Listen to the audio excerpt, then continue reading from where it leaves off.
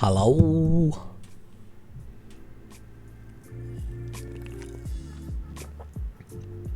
How's it going? It's Thursday and I need water.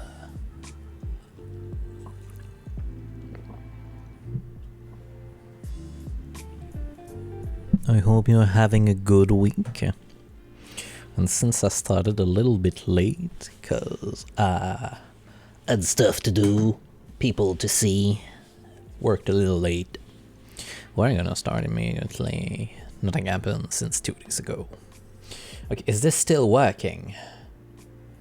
Boop. And boop. A boopity boop. Perfect. Notes are still there. Mom spaghetti. Okay, objective of the day is gonna be these. And what I would like to do is probably find either the clock tower. I think I've unlocked it last time. I would like to power hammer through the 2 destructible wall that I know. Oh, I need to be here. I don't think I'm gonna try school.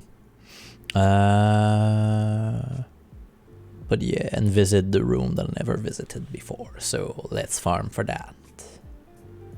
Boom. Starting then with outside room.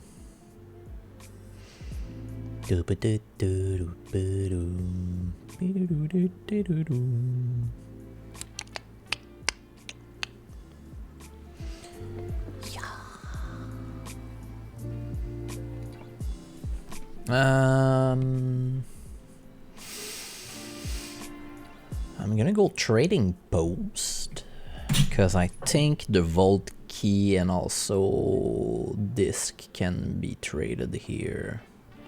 I don't have anything. Is there something here? There's a dig spot. Is that note? I'm just gonna take it and put it in my notes.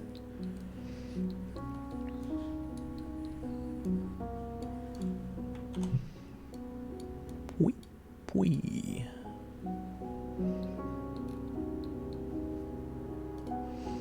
Dene. Is there something else in there that I need to take care of? Nope. But we have the trading post for objects. So allegedly this should be a quite intensive object run. Also, while I'm in the game, I'm gonna stop the please go away. Thank you to Deezer music. And we're just gonna bask in the music of the game. I'm not gonna take the money right now.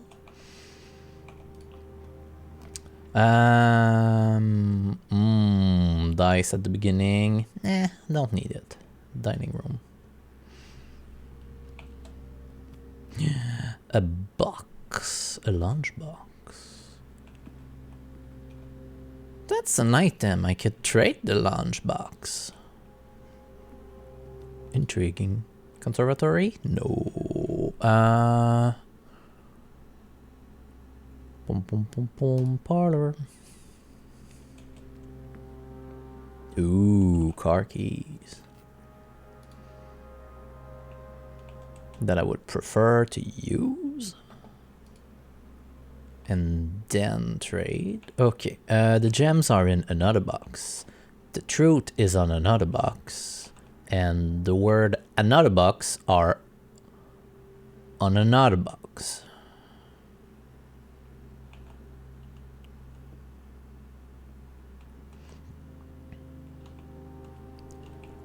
What? The words another box or another box? Okay, step 1. The gems are in another box. The truth is in another box. The words in another box is another box. The only box that the gem can be inside is this one if the puzzle is solvable.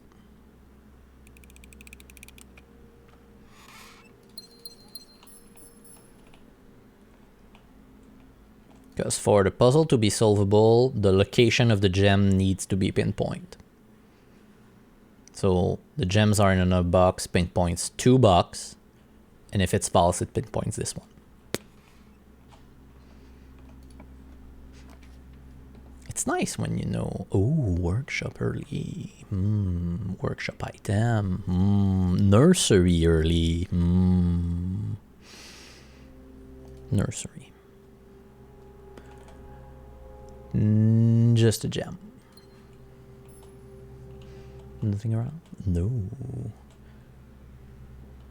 Yaha.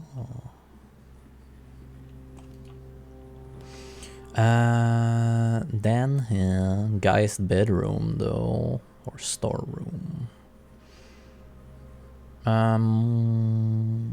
Let's go with the dice today, which I cannot trade because it's not an item. No item here. The death is there. We don't have the tomb.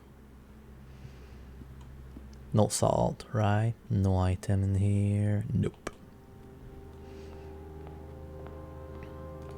Let's go to the other side.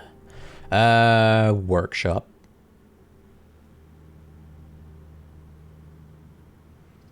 Commissary, and I grab my cash. 43 money. Sledgehammer, get it. Running shoes, get it. Set of gems, get it. So now I have several items. I want to keep the running shoe early. Car keys too. Sledgehammer will be useful, so I'm gonna keep all of that. I want to turn towards the exterior. Bedroom me. More step apple. I don't need you right now though. I guess I'm gonna take the chapel. Money? Money? No money? No money. I wish that I could have other. Do I redraw floor plan for something that is more of a dead end? Let's go. Give me a dead end. Ooh, solarium. More likely to draw unusual in rare room, though that's not super useful. Storeroom, because I have no key.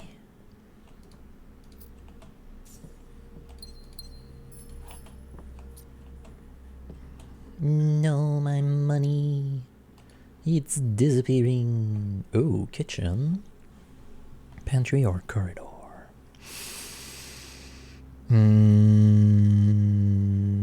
Pantry. Another apple. Great.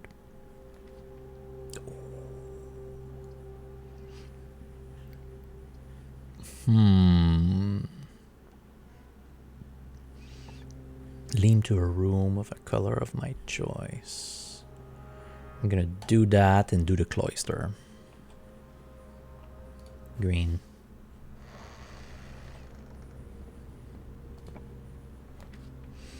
Or the aquarium. I like the aquarium. Or the courtyard. It's not bad. I could go with the aquarium. I'm not mad about that.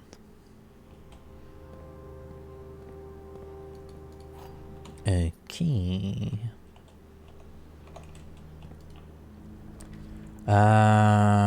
Workshop is good. Oh, bedroom closet, because I'm in the aquarium, it's gonna proc. Oh, yes. That's great. I want security now.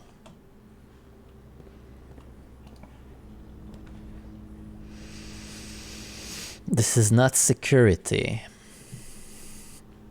Do I want to keep the power? Yeah, I want to keep the power. Why are you doing this to me, though? Gonna go with the then. What do I have as item right now? Keycard, good.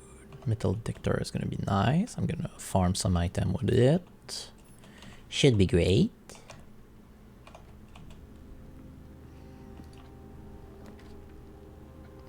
Security would have been better somewhere else, but early like this, I like it. Because then I can do this. Estate inventory, 2 fruit, that's okay. Keycard system, hello. Security level, too high, thank you. Offline mode, still to unlock, confirm.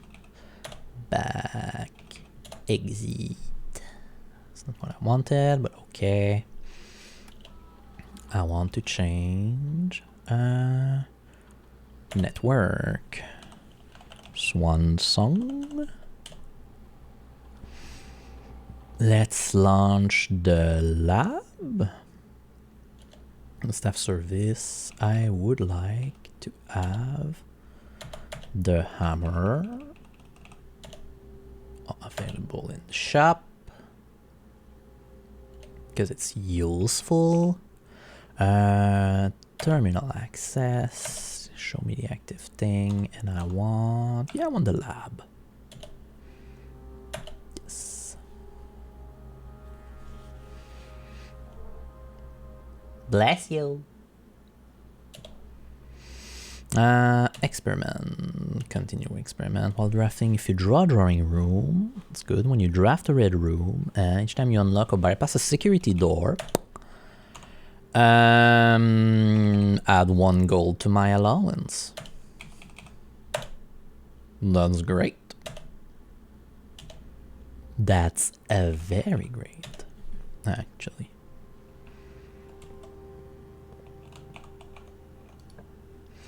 Okay, I want... Ew, why you do this to me? Garage. Because... and now I can go sell the car key. Ooh.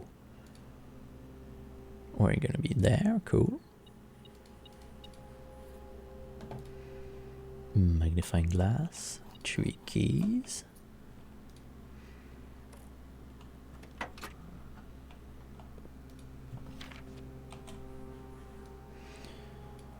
And garage notes. Garage. Where are you, garage? Here?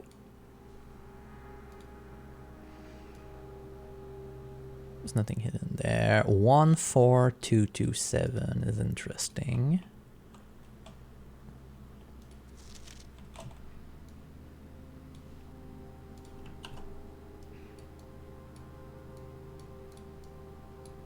You. Okay. Miss Babbage. Something else in the garage? I don't think so.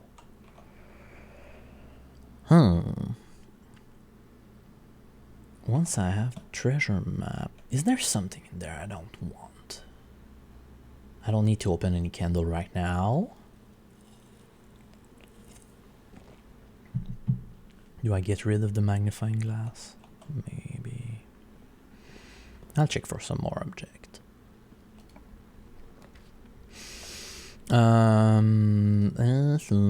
Corridor, I guess. I need more dice.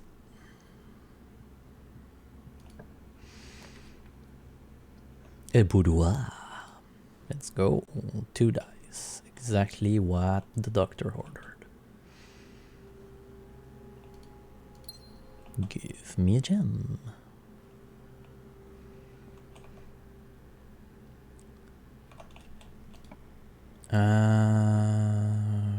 Billiard room. For good key that I could exchange. Yeah, why not? I need to do those puzzles anyway. Ew, running shoes. No, my lunchbox.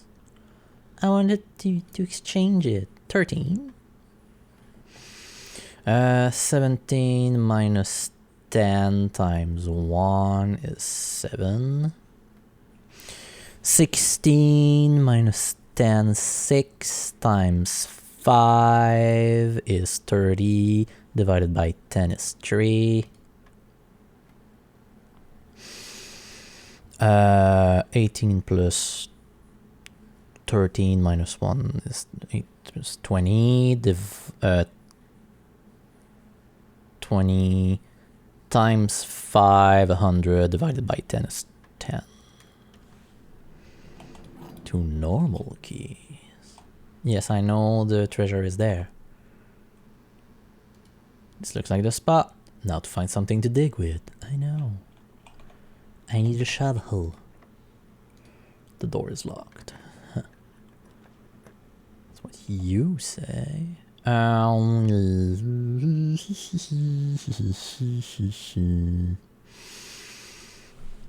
I could take the locksmith. Because I have the security card, so I can go from underneath through the foundation. Do I do that? Nah. All the way with the lock trunk. Kaboom.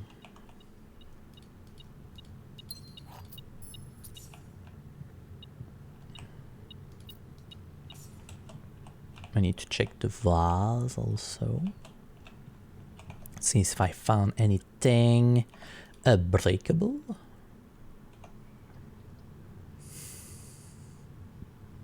Lab for battery.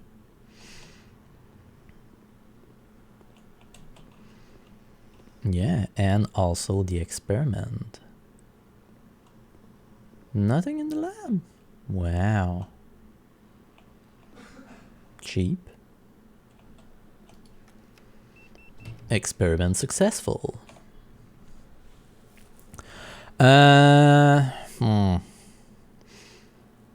Get me the gem.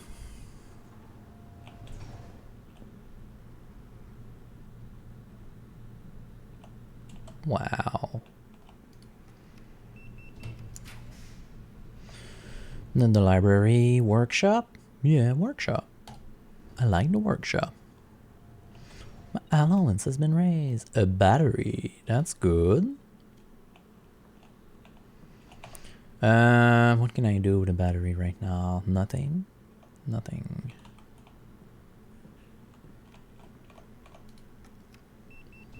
Let's go patio. Patio would give me 2 jams. Terrace. I think I'm gonna take the courtyard and hope to get the shovel in there. Yes! Great news, everyone. I have the shovel. And even better news. Shovel plus metal detector is equal a better shovel and a better detector.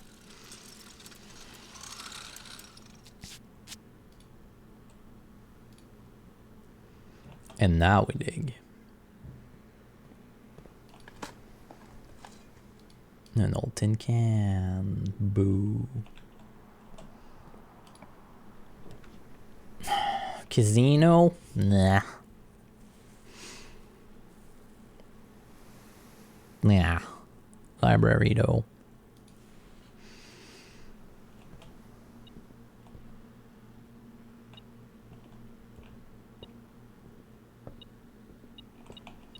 Key and new book.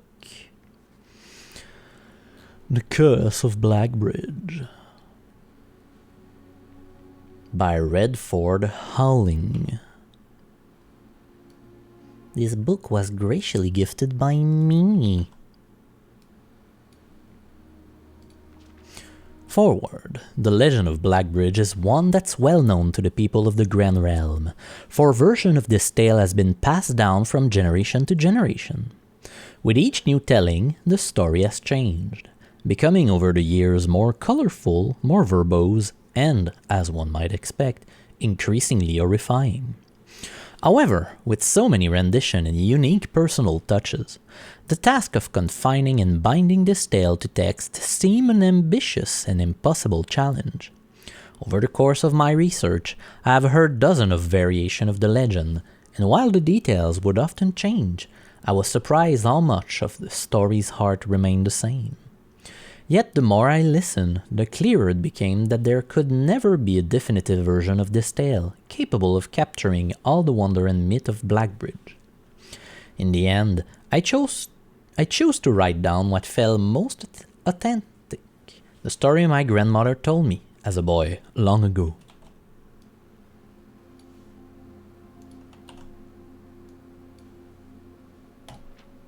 Part 1.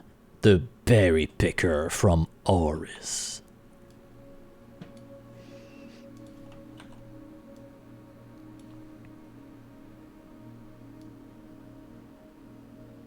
Nothing special. Many years ago, before peace had become a familiar word, there lived a couple of rogues so wayward that the locals deemed it appropriate to call their number the Unholy Hounds. They were feral outlaws composed of society's worst in a time when society was at its worst. And for each crime that fearful travelers credited to the group, a dozen more lay unclaimed, each worse than the last. For the gentry, however, who often valued their coffer more than their companions, no crime could measure more wicked than the group's primary enterprise, high road robbery. One such member of this so-called band of rogues was a boy of 13 years, Jesper, who had not been lucky in life, having lost 2 brothers to war and parents to famine. In the years of hunger that followed, Jesper lived in a gutter behind a churchyard, relying on the nourishment of scurrying bugs and weeds harvested from the cracks of the alleyway to sustain his pitiful existence. It is not surprising that a child aiming to escape such hardships would take any easy roads out. An easy and well-traveled road paved with temptation, leading out of the city and into the gentry land where loose purse strings entwine with the strands of salvation and glisten equally with the hope of opportunity. It was this road that eventually led Jesper to the end of his youth, a hidden cave at the bottom of Blackbridge Canyon. It was here that he met his surrogate family and saviors, that notorious gang of godless outlaws known as the Unholy Hounds. Air quote. Story time.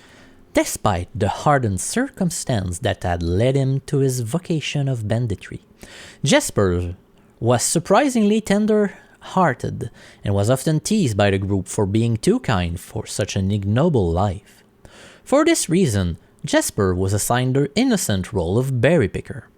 It was not just innocence that set berry picking apart from the gang's more wicked undertaking, for it was the only duty performed without the safety of night's concealment.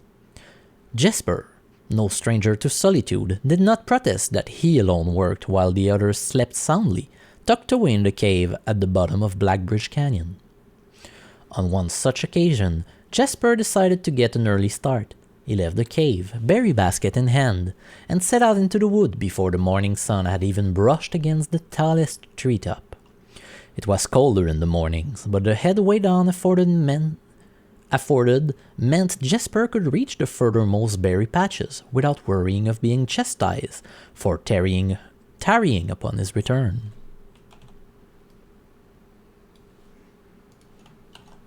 The notes are getting noted. No hidden things. It took over 3 hours on foot to reach his destination, and along the way, Jesper had passed by many familiar bush, all priorly pillaged and so bereft of berries that one would have to dedicate several moments in earnest examination before finding a single one. Jesper was patient, but even patience has its limit. He was confident that even accounting for the time lost to his long stretch of travel, his effort would be well worth the pain. Surveying the patches in this new grove surprised even Jesper. The red dots suspended among the leaves seemed as numerous as stars in the sky. Upon seeing such a bounteous sight, he clutched his berry basket tightly and nearly toppled over out of joy. Once he had regained his senses, Jesper quickly made a decision. He would not reveal the location of this newfound treasure. Instead, he would earn the respect of his confederate who, upon seeing his yield, might attribute the success to hard work. Smiling at his plan, Jesper set off to fill his basket and was making steady strides in this task when the sound of thundering hooves interrupted him.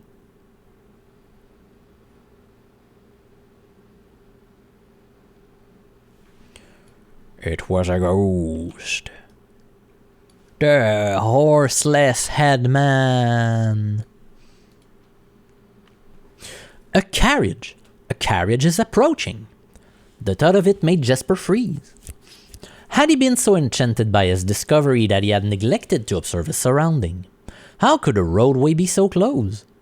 He ducked under and crept towards the impending sound, hiding behind one of the larger bushes nearby. It was only a moment more before the sound source revealed itself. Within 50 paces of where Jesper hid, an elegant carriage with gold trim came soaring around a corner of trees. Led by two beautiful white horses, and conveyed by a stern-looking driver seated atop the vehicle, flaunting the most sophisticated regalia Jesper had ever seen. It was not just any carriage, it was a royal carriage.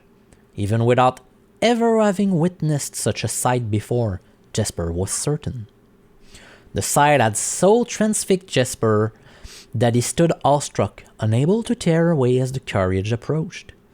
The little concealment the bush provided was soon proven unequal to the driver's lofty perch, and upon spotting the boy, he pulled the reins with such effect that the noble steed slid to a sudden halt with precise control.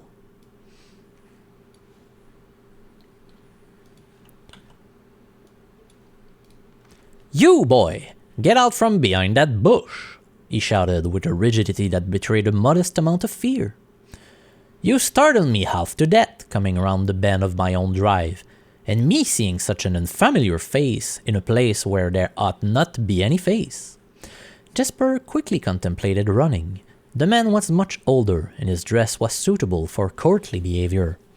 Not dashing through the bramble and mud. I was picking berries. Jesper raised the half-filled basket up to allow the driver to see the proof of his words. The demeanor of the man suddenly changed. It was a change that Jesper was familiar with. He had many times seen the same stern expression on the most fiendish bandit melt away when presented with a berry basket. Any suspicion that the driver might have had instantly evaporated, for even the notion of a member of the unholy hounds picking berries seemed farcical. The softened expression even made allowance for a smile. "Berries, hey? Say, you couldn't have picked a better spot for them, could you? I used to pick berry here as a boy." Jesper took his cue to finally step forward out from behind the bush, proudly brandishing his basket. "I know, and what luck I found them. I have only just begun picking, and look how many I have. It would have taken me fourfold the time back home to procure this number." The driver bent down for a closer look. "And where is your home, boy? It must be quite far." Jesper replied with a scripted response. "A little south to Tanner Fork, just past the burnt wood." Also need to take the pictures. "My God, that is far. You couldn't have come all that way only this morning." It was true. Tanner Fork was in the exact opposite direction that Jesper had traveled, and while that response would seem perfectly reasonable in a location closer to Black Bridge Canyon, he could see why it might seem less believable here. "Sir, I have traveled much farther for much less profit. I dare say there is no distance yet made by man that would not be worth undertaking for a price such as these. Surely you have tasted them for yourself. Jesper felt happier with this response, as it seemed to amplify the man's smile. In my youth, often, but perhaps I took it for granted, because I never had to travel very far, and even then, my father would always drive us here in our carriage, so I'm ashamed I never had to walk such a stretch to earn an equal reward. It was Jesper's time to smile. Then, let my effort reward us both today. He raised the basket even higher. A taste, in memory of your youth, sir.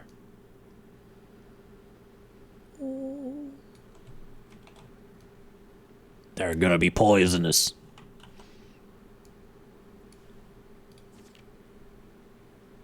The driver chuckled and removed one glove, bending over the seat to reach down to the basket.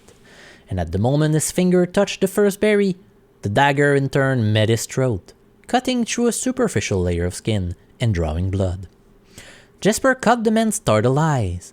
And for that taste, I will have your purse, sir, in memory of my youth. The driver's arm had gone stiff, his chin raised and trembling, more frightened than he had ever been before. Whether unable or incapable of speaking, he did not respond to the boy. Perhaps he did not think his jaw could afford to be engaged at this particular time.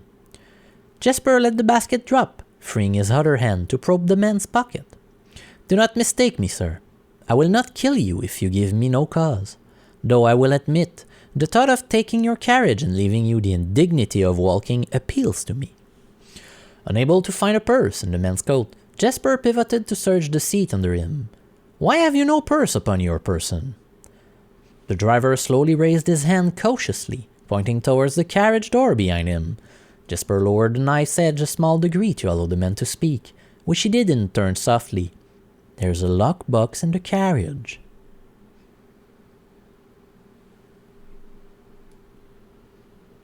Is this a hint? I never seen a carriage. Well, come down then and grant me the courtesy of sparing your life and binding your hands, a concession I assure you of my tender heart, for it would be much easier to slit your throat.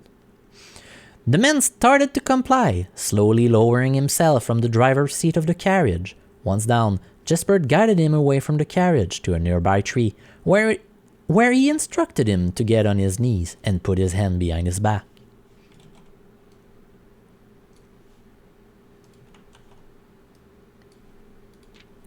Excusing his inexperience, the man indulged Jesper while he figured out how to adequately bind him. The smile and kindness Jesper had seen on this man's face now nothing more than a distant memory. In their place, cold dark eyes displayed no emotion.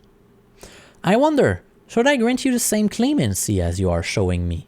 Jesper stopped, surprised by the question, but ignored it, secured the final binding, and then hastily returned to the carriage. With one hand on the door handle, he turned back to the man. If there is no luck, boss, there will be no clemency. Inside the carriage was surprisingly dusty and unswept, a stark contrast to the elegant and polished golden facade of the exterior. It had apparently been many years since a passenger had enjoyed passage in this vehicle. This all but confirmed that Jesper had suspected. The driver of this carriage was not a liveried servant in the employ of some greater master. Any curiosity that this observation might have further produced was quickly abandoned upon seeing what rested under the carriage back seat. A large wooden lockbox. Despite its hefty appearance, the box was surprisingly easy to handle. Within a few minutes, Jesper had dislodged it from its hold and carried it out into the sunlight. Inspecting the box carefully, 2 observations were made. Totemic symbol found carved on all 4 sides of the box hinted that the box was very old, and likely not created by Orindian hands. It reminded him of artifacts from the old world, and was presumably crafted in one of the ancient realms. Little hint for the puzzles. Oh. Oh. The hands. Yeah, I don't see too much those. Is it a Morajai? Yeah, it's clearly a Morajai box. Secondly, the box was secured by a rusted yet robust padlock. No, it's not. And would not open easily without a key. Jesper looked over to see the driver quietly observing from his indentured position. Do you perhaps have a key you can provide me to open this box? Without emotion, the driver replied, there is no key to that box. Jesper stood up. Easy enough then. He headed over to a nearby rock of sizable dimension and lifted the stone up, carrying it back to the box. If there was ever a time when that lock had been resistant to brute force, it wasn't recent. With one hit, the stone had completely shattered the rusted lock. He bent back down and opened the lid. Inside was an effigy, a crude figure chiseled from stone. Without too much deliberation, Jesper bent down and picked it up, somewhat surprised how heavy it seemed given how light the box had felt. Having expected to find something more akin to gold or gems, he looked questioningly to the man, hoping to find an explanation. The driver's smile had once again returned. You are cursed, boy, for deadly is the stone. You have opened that which should never have been opened, and you are cursed.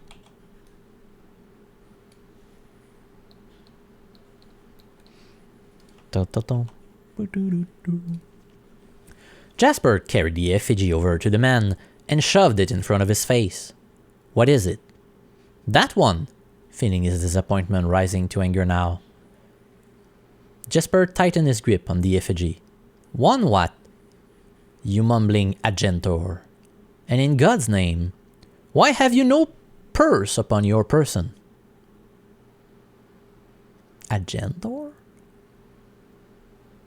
The man did not seem intimidated.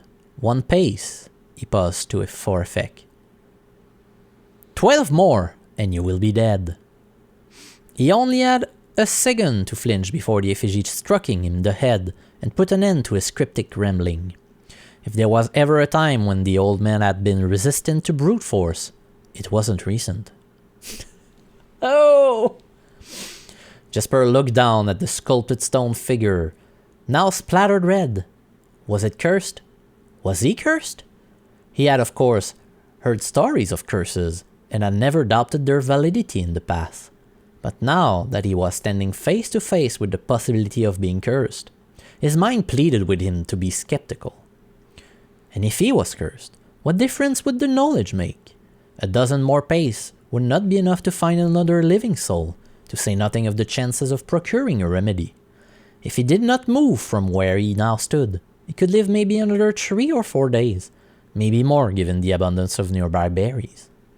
A plan that, if we ignore its obvious fault, might provide additional opportunities for help to come along. But what good would that do? To be discovered here. Please?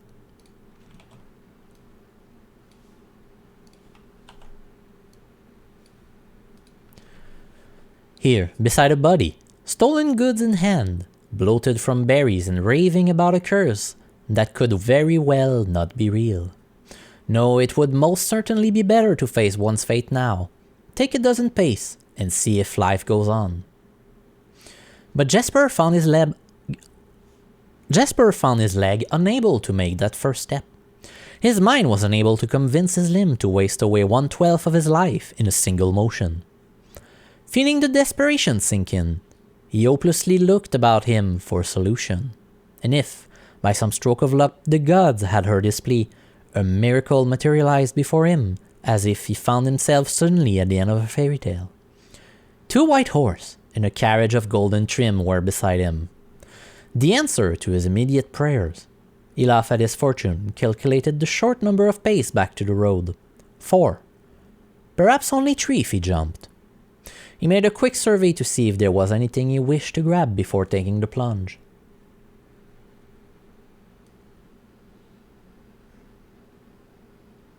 Nothing in the picture.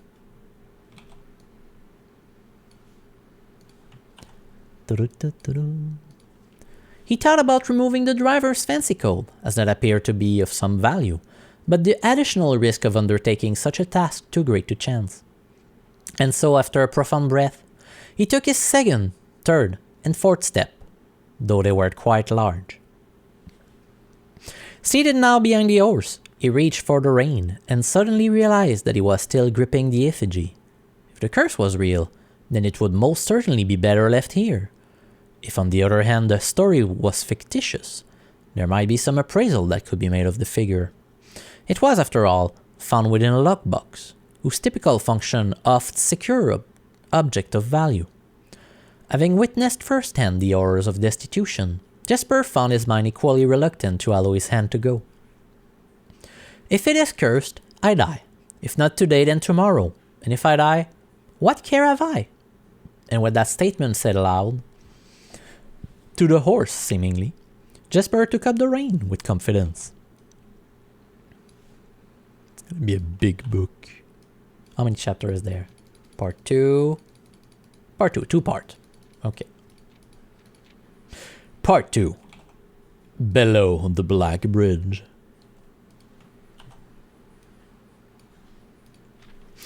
Miller awoke to some light nudging from a familiar foot. Only one person would have the cheek to awaken her in such ill-mannered fashion. Shaking the sleep from her eyes, she glared up at him in the darkness, but did not say a word. He nudged her again teasingly, then stepped back into the dim. After taking a moment for her eyes to adjust to the darkness of the cave, Miller remembered she was on third watch today. Quietly collecting her things and wits, Miller turned as she left, waving to her young friend, who was more than likely already asleep. She crept through the cavern main passage, careful to not wake the sleeping bandits around her. Like a hero in a book, she often mused. Quietly she grabbed the bow from the half-heartedly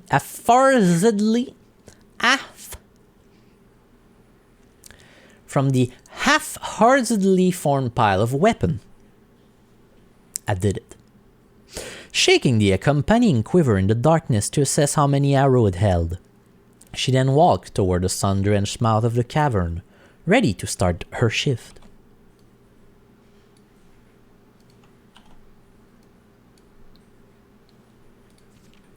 Above her, in one of the few trees found in the canyon, Miller could see that Ravia was already posted. She waved, and Ravia waved back. Calling out to each other was strictly forbidden. Anything louder than a gesture in the canyon was forbidden. When Miller reached the tree, Ravia lowered a braided rope and pointed to the ground behind her. Miller turned, following the finger, and saw a pail of water resting beside a nearby log. She turned back to Ravia, nodded, and secured the pail to the rope. The pail went up first, and in turn, Miller followed. Ravia reached across to grab the water. Miller leaned back to give her space. There was not much room for maneuvering in this tree post, a necessary concession for the concealment the outpost demanded. Ravia tilted the pail up to her mouth dramatically, illustrating how thirsty she had been. Miller laughed silently as water poured out, splashing into Ravia's face. It was a bit too daring and noisy of a joke, and had the other been around, they would have certainly been scolded for the unwarranted... Please. Just want to take the picture. For the unwarranted sound. But Miller appreciated the effort Ravia took to verbalize the silence in the morning. They had been on third watch together for over a month, and during that speechless time, their friendship had grown into something special. Affection was surprisingly scarce amongst the unholy hounds. She had felt camaraderie before, of course, but intimacy, never. From their elevated vantage, the girls could see both the concealed entrance of the cavern as well as clear view of the bridge that spanned across the canyon. Black Bridge was the link between the Gentryland and the northern mountains, the overpass that connected Orris and Reddington. To the city-faring traveler of the realm, the bridge was an unavoidable crossing. In the day, the task was to ensure that travelers passed without stopping. At night, the task was to ensure that they do. Like most of her band, Miller preferred the night. The biting glare of the sun might be tolerable to farmhands and bricklayers, but to a cavern-housed bandit, it was a source of constant annoyance. In the day, there was no shroud to conceal her expression, nor to hide her thought. She felt exposed.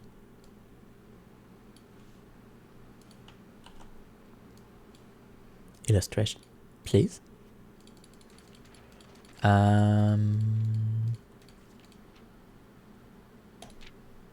There, picture observation.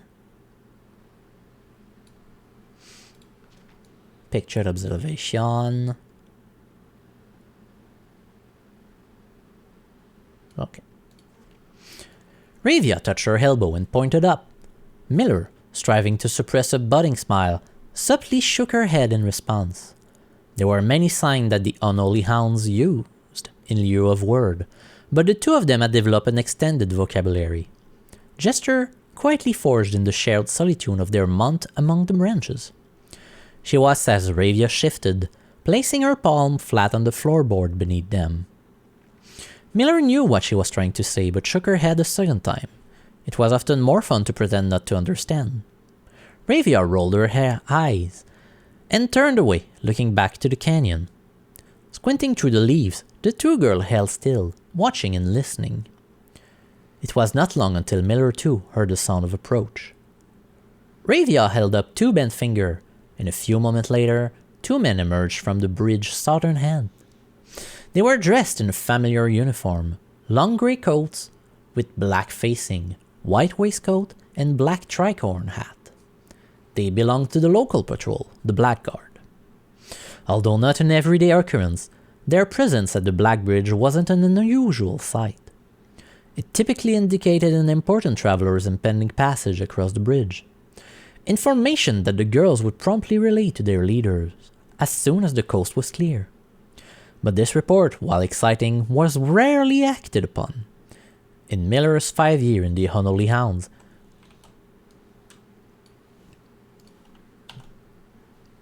she had never once seen a carriage taken in open daylight when the Blackguard was nearby. The men had nearly reached the bridge's north end when Millard heard the horses, faintly at first, but growing louder with each passing moment. Ravia's eyes met Miller's, the same concern mirrored in each other's expression. This did not sound like the typical carriage, cautiously approaching the bridge to cross. Instead of the familiar crunch of the high road's gravel, they heard the harsh clattering of hoofbeat against stone. Both girls quickly redirected their attention downward, looking through the foliage. The sounds were not coming from the high road, but from the canyon itself. The horses were coming from below the bridge. In an instant, Miller had knocked an arrow and drawn her bow. Go! Ravia was gone before the whisper had even left Miller's mouth. The young scout was already sliding down the bank below, racing towards the cave. There was no road that ran below the canyon. There was no reason for numerous horses to be approaching their cave. There was only one reasonable conclusion, and both girls had reached it instantly. The base had been compromised. This was a Blackguard attack.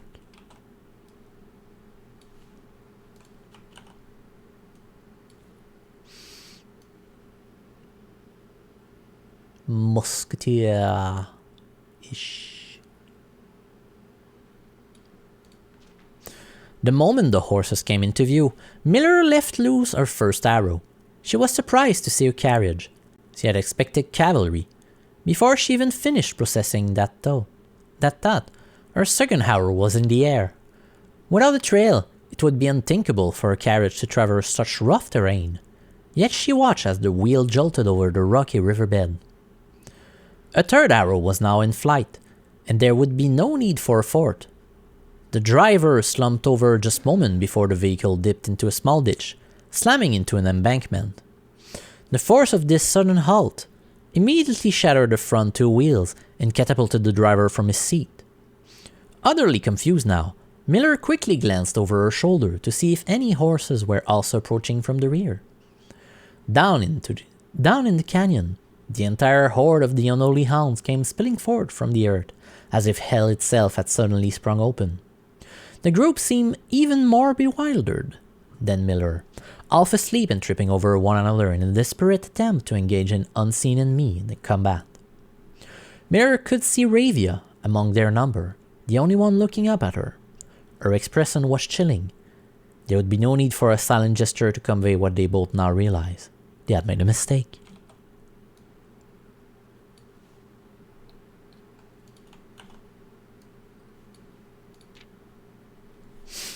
The gang's chieftain, Geoffrey Heartslasher, the name, led the others, cautiously approaching the crashed carriage like a suspicious fox would near a baited trap.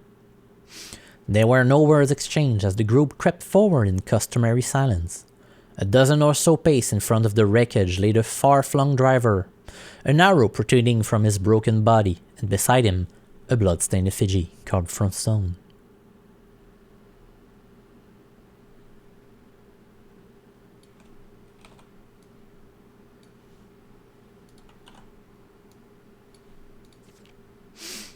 Miller was inconsolable. Jesper had always been her favorite. He had always shadowed her in the night, clinging to the hem of her every move, the way a child tails behind an older sibling. Tender-hearted, she had always called him, though deep down she had known that wasn't quite true. His appearance of gentleness concealed a raw, resilient durability that emerged in the most perilous of situations. He had been a flower amongst the nettle of this cave, but he still had thorns, honeyed by a grim past and hundreds hands of misfortune. They buried him in the darkness, in the back of one of the larger cavern rooms. He was interred with a berry basket and a silk handkerchief that he had treasured. The mysterious effigy they had found beside him served as a distinguished gravestone, a marker that stood out as somewhat special amongst the row of similar swords marking neighboring plots. No one spoke, not even in a whisper. There was nothing to say.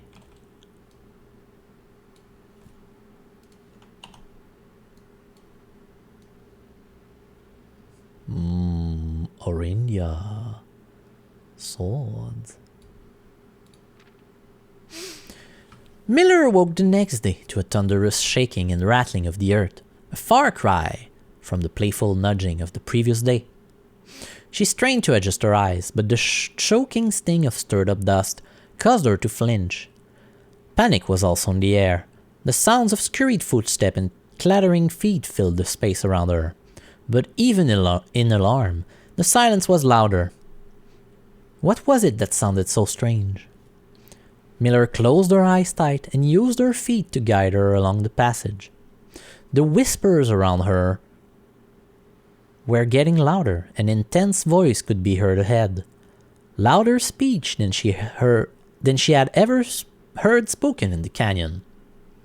A growing dread grew as Miller approached the mouth of the cave, her eyes now open wide, despite the dust. Shouldn't it be day? Miller felt a hand in the darkness, pulling at her. It was Ravia. The two embraced, and Miller did not need to see her to understand. Ravia placed two bent fingers against Miller's cheek, and with that touch against her face, Miller felt the same sinking feeling from the previous day. Two bent fingers confirmed what Miller had suspected.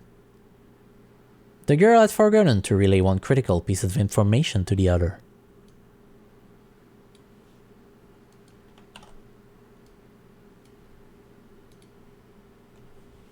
An hour or so later, the scream began. Blood-curdling cries of hopeless desperation. Captain Foderick Lee of the Blackguard looked down from the ridge of the canyon to the collapsed entrance of the cave. Ha, he grinned. Now they speak.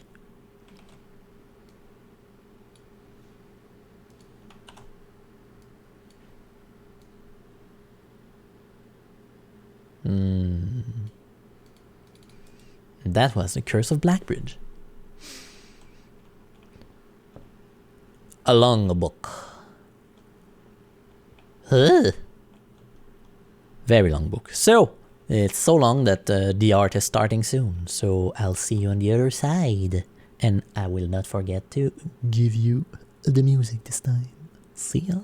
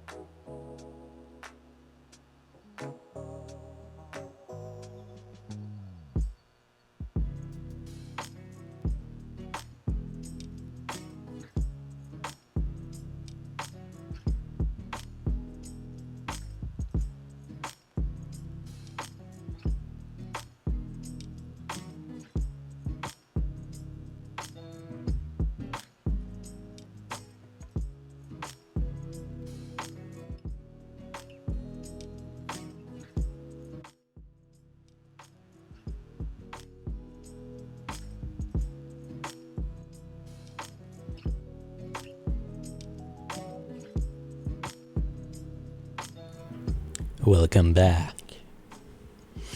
Hope you didn't miss me too much. Okay. So, detector shovel, I like it. Oh! I'm done. I should go back to the billiard room.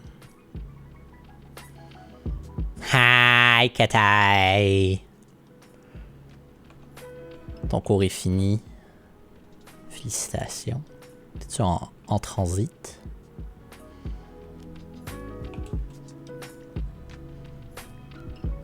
Shouldn't have done that.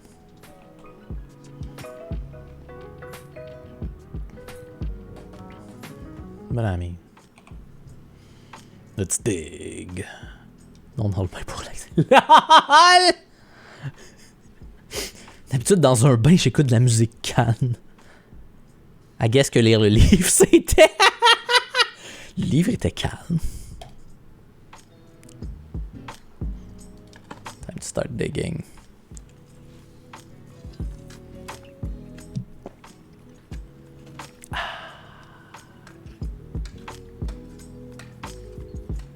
Chest. Thank you. Ooh, money. Contains 40 gold. Great. I've already bought almost all of the commissary, so that's good. So now I can sell the car. I can exchange the car key and the treasure map.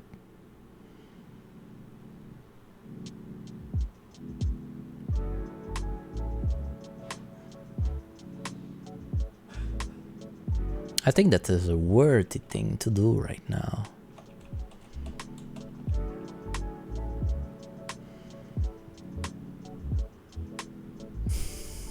Background music jazzy. What do you mean? There's no such thing.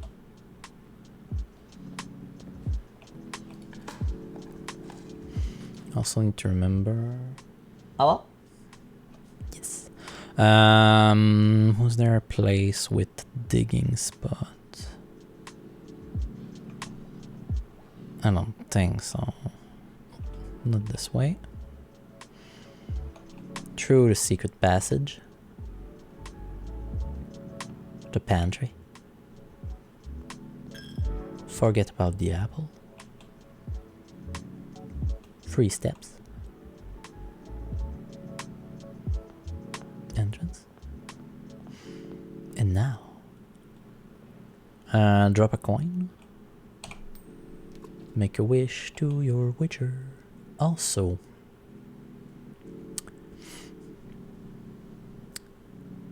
Great question, but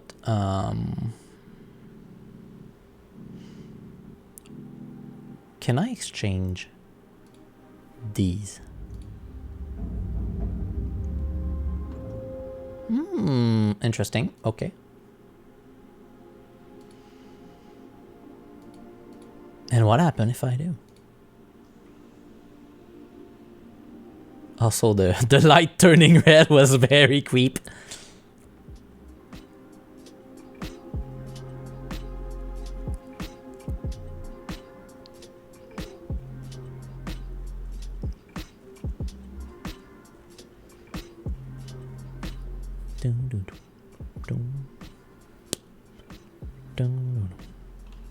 Okay, I cannot dig back here.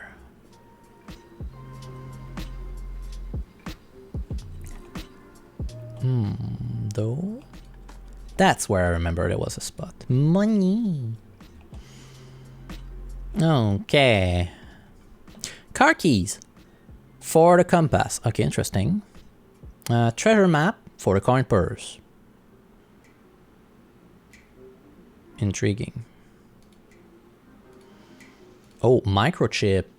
Ooh.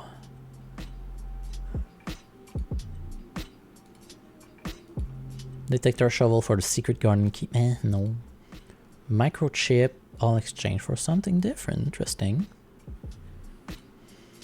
So. Trade for the coin purse.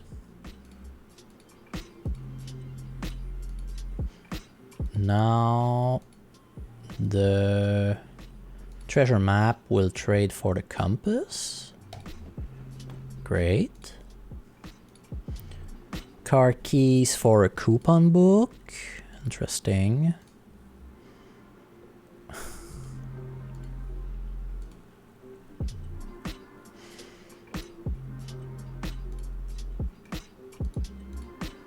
Microchip for salt, not really. Car keys for the coupon book, cool.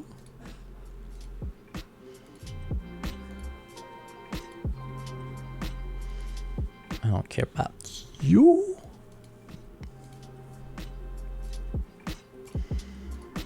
Microchip for salt. Like it's better than anything. Ooh, sleeping mask could be nice.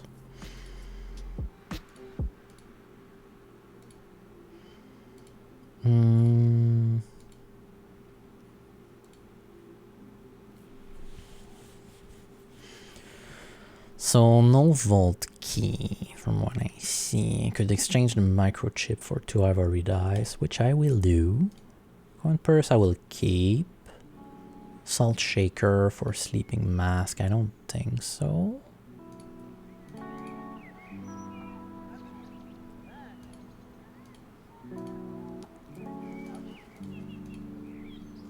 Nope, that's gonna be that. So I have the compass.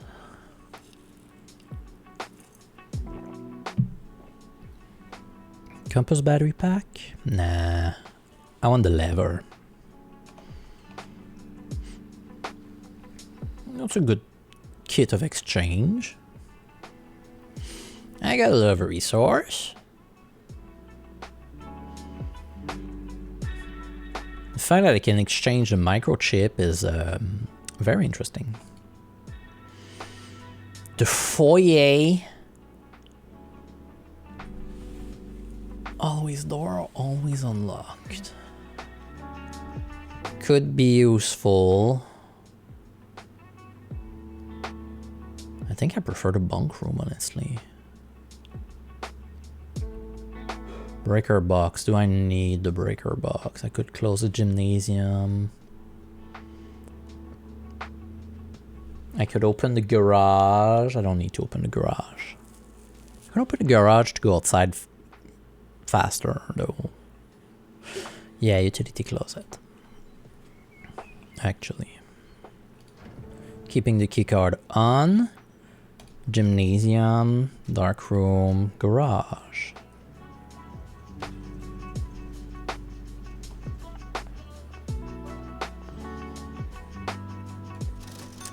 Gems?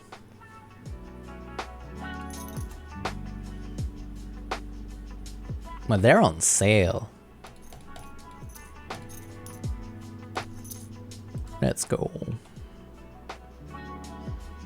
Free steppies. I got the salt. Nah, why not?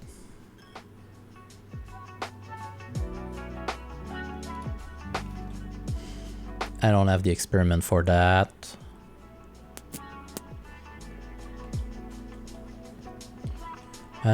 From there, I don't need to open the garage right now.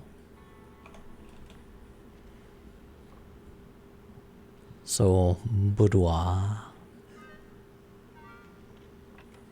bedroom, lab. They closed the gymnasium. Extra money. Ooh. I have the shovel, so kennel is good, but drafting studio had me stuff. So drafting studio. Hello. The vestibules, the classroom, or the dormitory. I'm not interested in the vestibule, though I'm pretty sure there's gonna be interesting stuff. Dormitory or classroom? I already have classroom in the other place. Dormitory. added tomorrow. Oh yeah, this is gonna be useful today.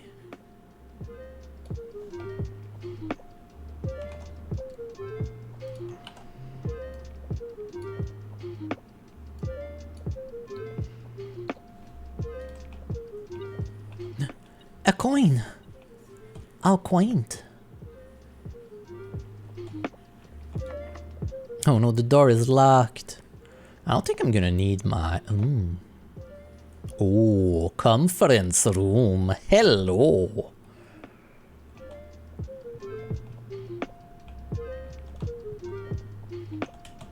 Her Lady Chip Chamber? Oh.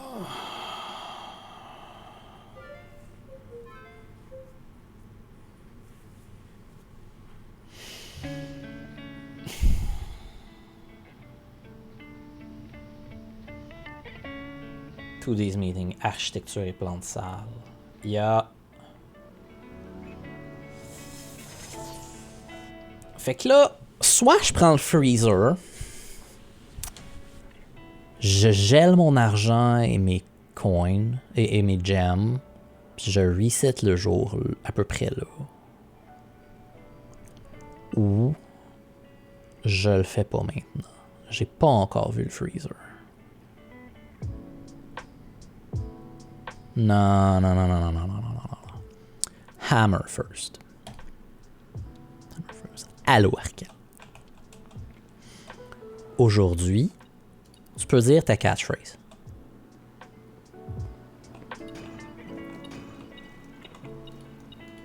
Brise tout. Les instructions ont été suivies.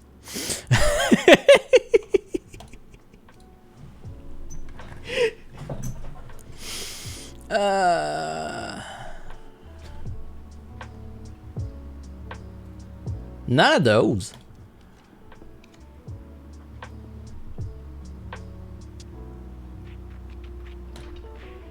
Dormitory. Brise tout, casse tout, cassé. Voilà. Les instructions ont été suivies. Ooh.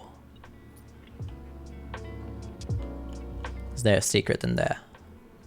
Korarika University.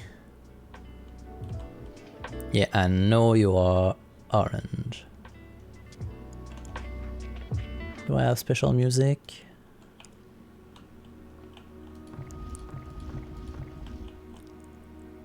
The time's moving, so it's not a special thing. Thermals? No? Drafting Strategy Volume 2!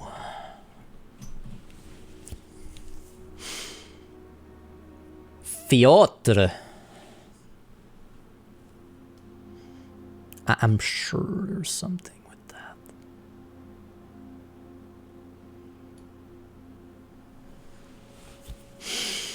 My type of room by the editor. The craft of the draft, guide to drafting room. Shifting gears, guide to mechanical room. No time like the future, guide to tomorrow room. Perplexing plan, guide to the puzzle room.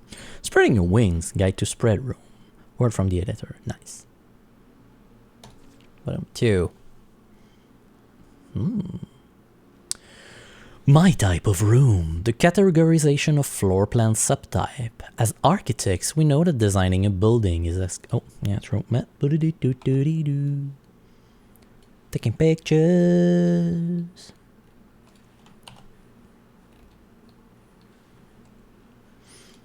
My type of room, categorization of floor plan subtype. Blum, blum, blum. From the layout to the details, every decision we make can have a significant impact on the final result. Perhaps that's why we're always looking for ways to improve our craft and refine our ideas. In this edition of Drafting Strategy, we're excited to introduce a useful concept that can take your design to the next level: room subtypes. While we've previously explored the use of colored floor plan to categorize the basic kind of room, in this issue we will be examining architectural symbols that can be used to further classify and differentiate the type of room in your house. These symbols provide draftmen with a visual way to indicate the purpose and function of a room, whether it's a designating workplace, a utility control room, or a conundrum. What? These subtype symbols can communicate the intended use of a room at a quick glance. By including these symbols on their floor plan, architects can make it easier for contractors and builders to understand their vision and bring it to life. But the benefit of floor plan categorization go beyond just clarity. By understanding and identifying subtypes, architects can craft strategies that surpass the surface level simplistic approaches commonly used by inexperienced drafter. The Craft of the Draft. Architectural Digest Guide to Drafting Room. Drafting room are floor plans that affect the draft pool or the drafting process. As such, they are spaces that are often designed for activities related to academic pursuit and research. Some of their common features include floor plan redrawing, draft pool manipulation, and rarity adjustment. As students of the art of drafting, aspiring architects can greatly benefit from the knowledge, experience, and learning opportunity that this room offers. A noble library to study the classroom. In a class of its own, academia isn't only found in mountains of Costa Rica. Classroom is a great example of the scholastic strategies that this room type has to offer. Not only does it provide synergies for the drafting room, but it's also a valuable source of information and knowledge. So Costa Rica is science/academia society. Cool. Did you know the classroom you'll find will fall under one of 8 different grades, ranging from first grade to the culmination of your academic journey, grade 8. However, there are rumors of an additional next classroom at Mount Holly Elementary, used solely for exam and student testing, so I need to have 9. Oh, that's why there's a 9 classroom in the... Oh, God. Okay, but finding it has been near impossible, as it required drafting more than 8 classrooms.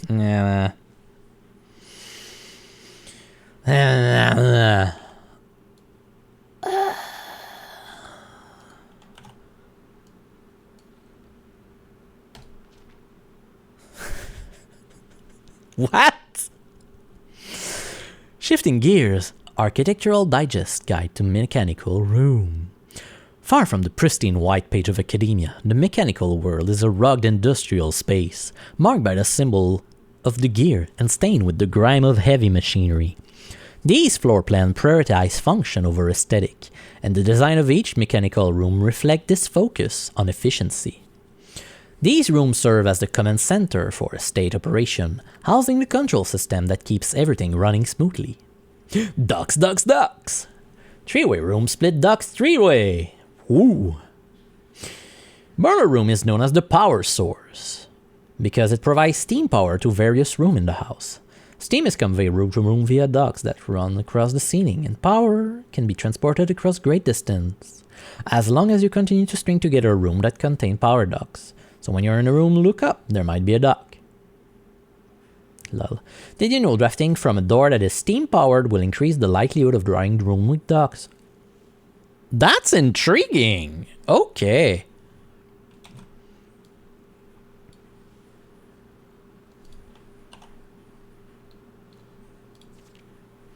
Come back with the music.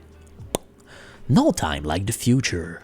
Architectural Digest Guide to Tomorrow Room. Oh, also,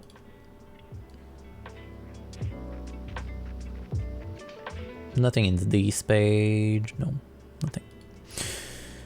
Some rooms offer long-term benefits rather than immediate resource. These floor plans, known as Tomorrow Room, are considered an investment for the future, and they offer the forward-thinking architects a number of strategies that will pay dividend down the road.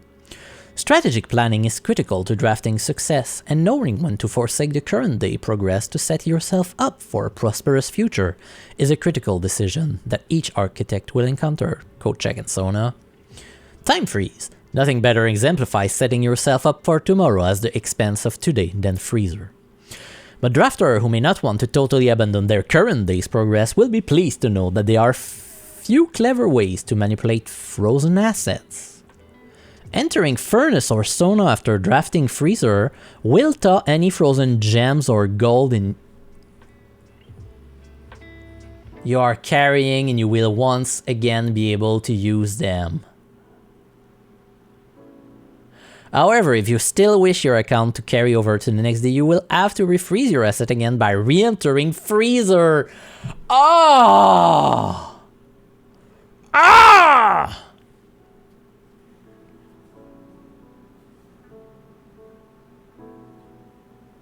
If furnace is drafted within a few ranks of freezer, then the temperature will start rising and everything will melt, including your asset. If the temperature gets too high, refreezing will no longer be possible.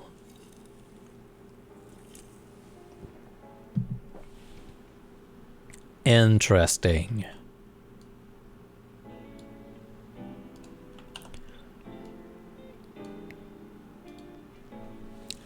Perplexing plan. Any architect will have a challenge and inevitably end up drafting a few puzzle rooms in their house.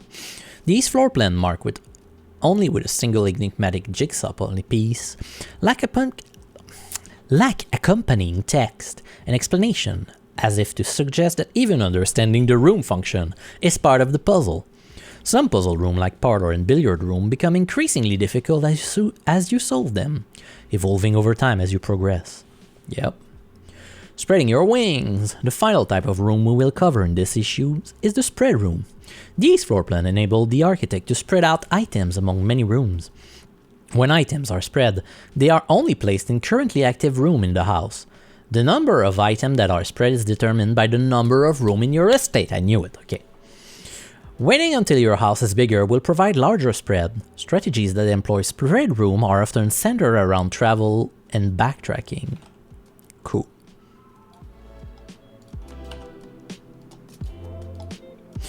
Word from the editor. I wanted to use this segment to thank our reader for the wonderful mail and feedback we've received after we've sent out our very first issue of Drafting Strategies. It's incredibly rewarding to create something that is appreciated. It's even more rewarding to know that somewhere out there, a young architect is reading our magazine and getting inspired to build something of his own that may one day, in turn, inspire others. When I was a child, I vividly remember the experience of reading the memoirs of the court's grand architect, Louisa T. Rayland. To say it changed me is an understatement. It had a profound effect on the way I view the world and the space within it. We each draft our own dream as a child, faint sketches of unblurry blueprint, eligible to all, especially yourself, and our purpose, why it is found hidden in the floor plan of our youth.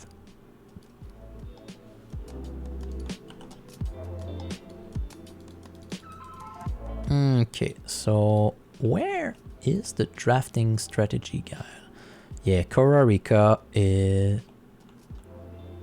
That's the normal... Yeah, that's the normal thing. There's a pawn here, but I don't really need pawn. Okay, north of conference room we go.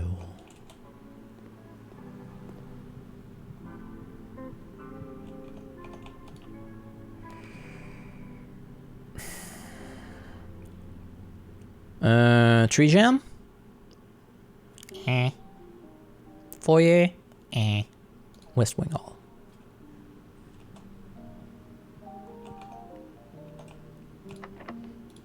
Unlock the door. The armory.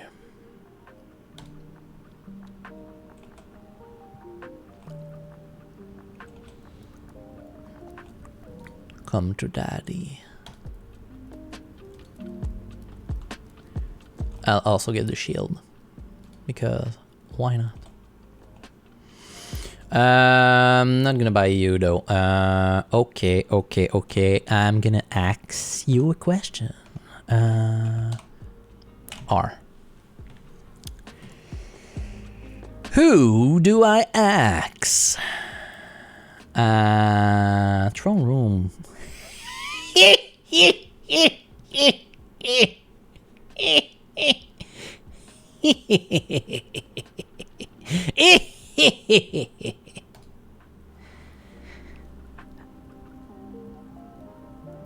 I'm not sure I want to axe the throne room, but like it's 5. I'm like, clearly I'm gonna axe that one.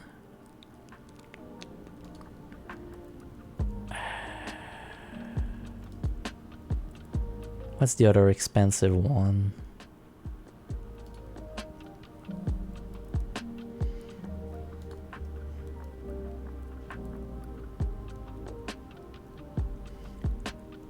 Room 40? Who are you? What? Okay.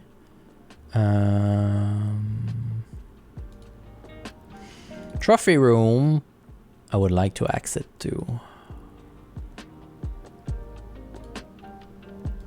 Which one did I axe last time? The attic.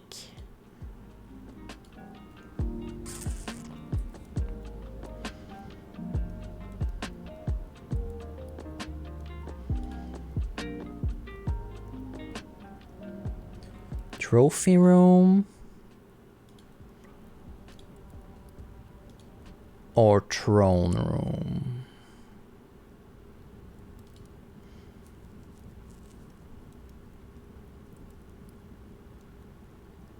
Trophy room.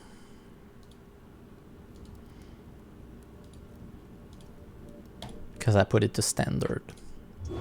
So that's gonna be great.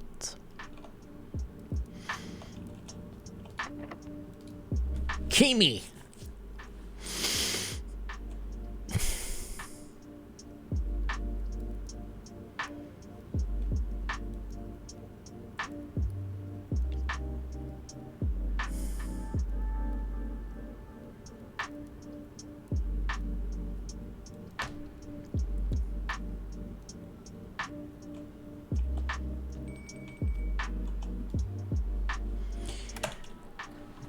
Run payroll. It already has been run. So blah blah blah. Spread golden estate, please. Thank you. Goodbye. Acham. And now what am I gonna do?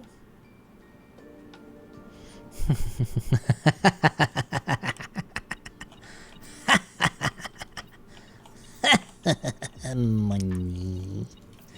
Money.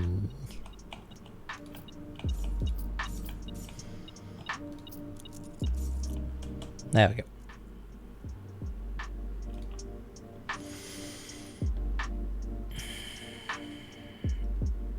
No. Redraw.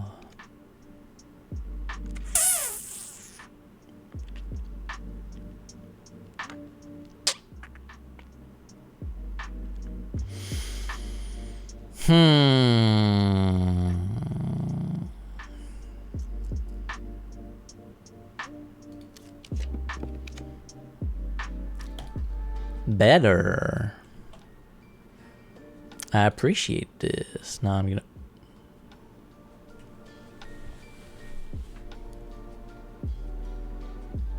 The Cursed Coffer. A permanent addition to the shrine.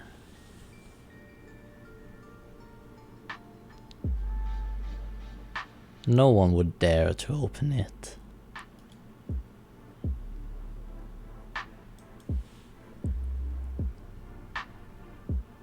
Oh, that's curse mode.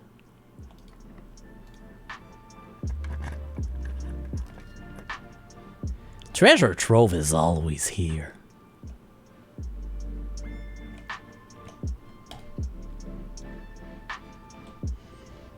Money.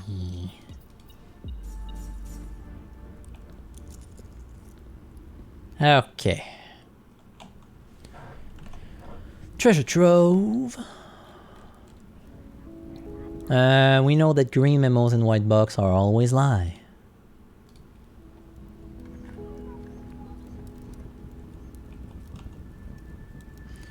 The true treasure of the trove is not in the house.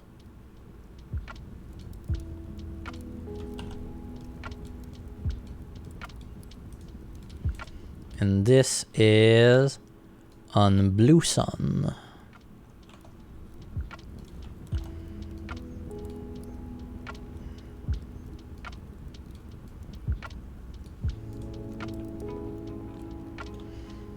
I think the blue chests are supposed to always contain true things. Unlock me that.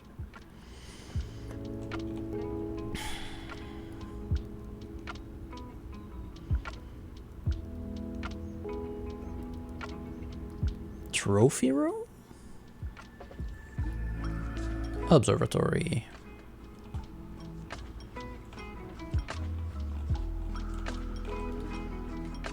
Okay, the sail, a key, an apple.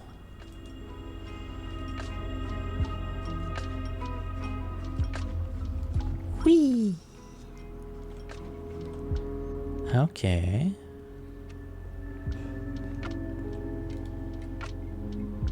Yeah, of course. I want to get 110 gold. I think it's gonna be possible. I did not have a drafting room, so to the library.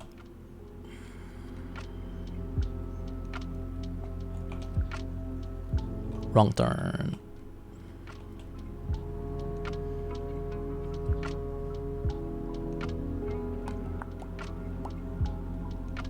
Ha, free. Do I have something I can craft?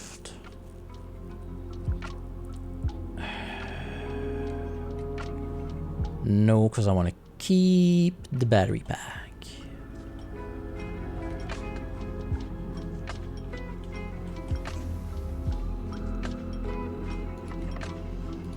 Unlock me this.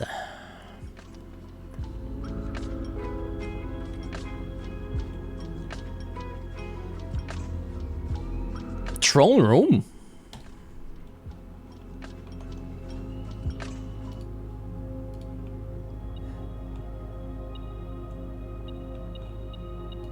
Sanctum key. A king, of course. And ooh, a deposit box safe.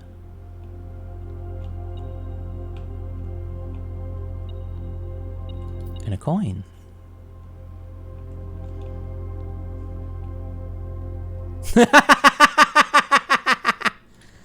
For real. Okay.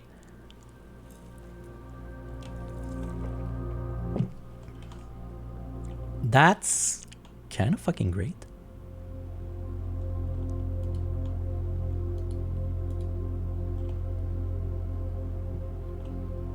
Candles, maybe? Oh. The sigil of Orindo Ares. Something else? We got the black banners. Is there something hidden in the corners? Can I sit on the throne? No, I already got the throne room. Okay, throne room got.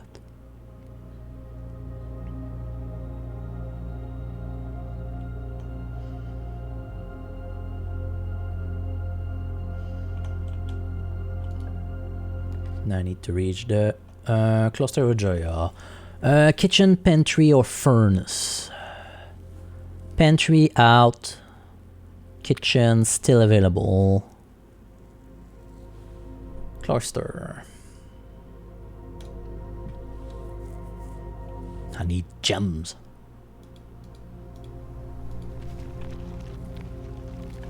Give me gems. Or coin. That's okay also. I like gems. Ooh, a new door. Okay, I need...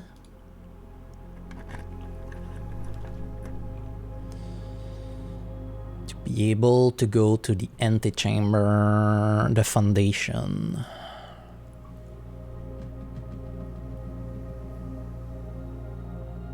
I can enter to outside if I need to. That would be annoying AF. So I'm gonna redraw. Oh, yes, Great Hall. It's gonna open me the good place for the antechamber also. And my allowance has been raised. Really? Really? Because that was a security door! That just opened on the other side. Okay. I had the map of that place here. So I want to open the treasure room first.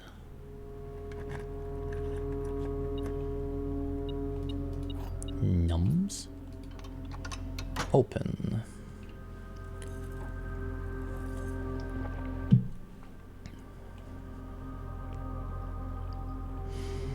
Then the other treasure room is this one.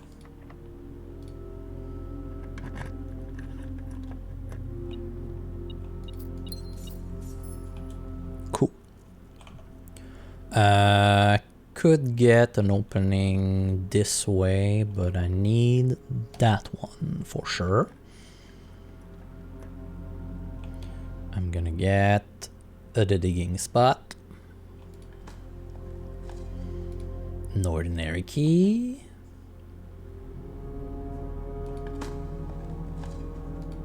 A few coin. I'm very close to get the objective of coin that I want. Do I go down in the sanctum now? I don't think I need to right away. I'm gonna keep my key.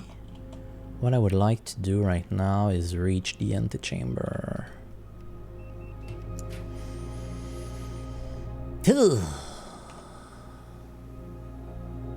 Breakfast nook.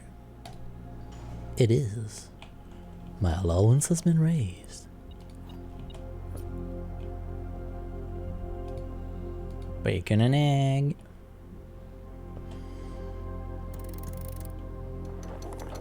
Give it to me.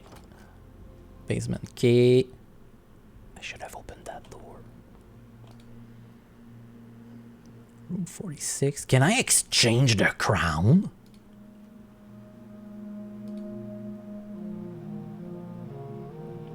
In the trading post?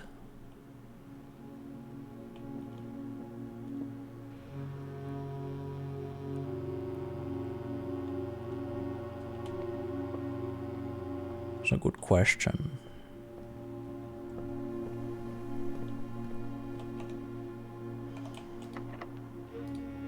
Lol. Cannot use the basement key here.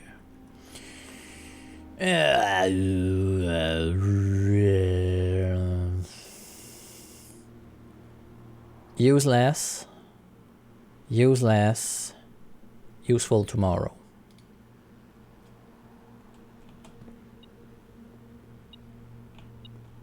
Car keys.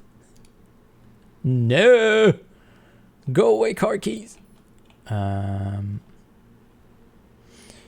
So I don't have the vault, which is sad.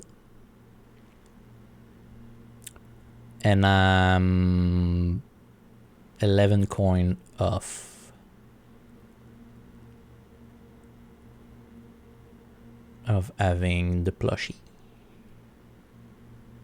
which is sad. I don't know if I have the amps. Also, I want to know something. Hi. Does something happen if I have the crown here?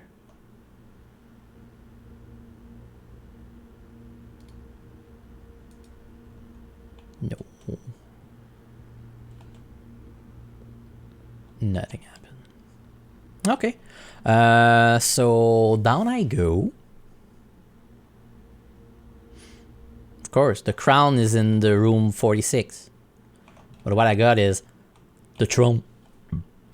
Sorry, the throne room. Throne room has a lever to the north. And also add Sanctum Key.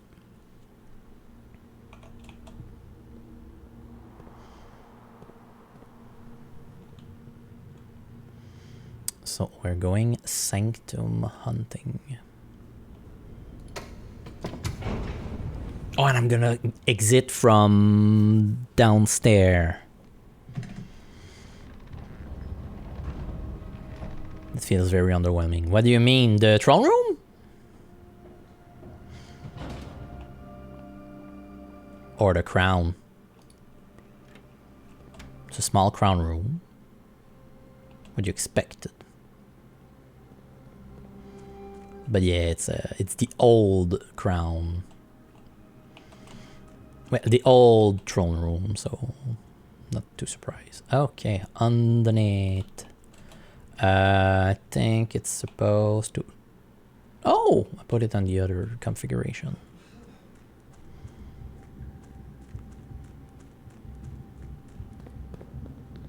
No, there was a Sanctum Key on, like, not on the throne, but in front of it.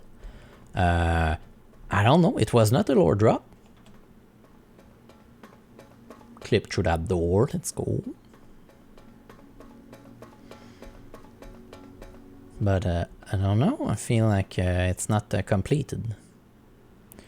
So, the info I have partially in my notes time, is Nuance, travel by ship, mostly. I'm supposed to have... Yeah, it's Verashore, travel by turtle. I have no clue what Korarika gets to, but I know that Korarika is academic.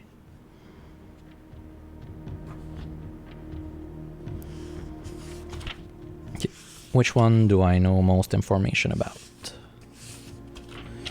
Korarika is orange, it's academic.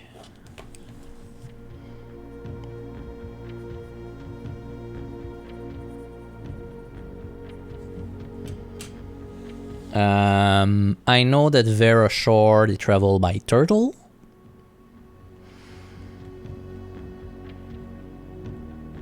Pretty sure their color is... where did I do it?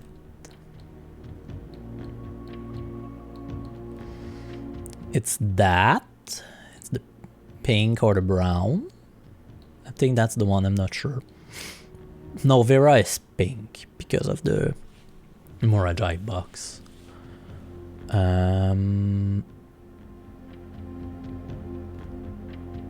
What else do I know about them?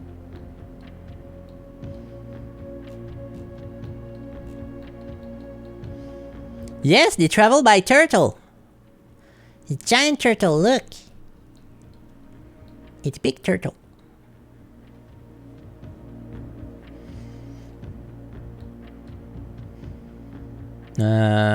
Archery is done. Morajai.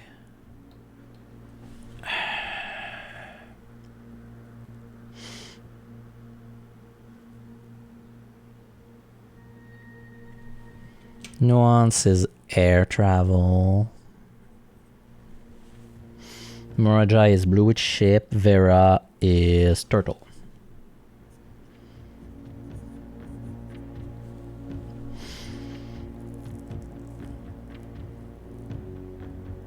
I don't have the transportation. I don't have the weather of any of those.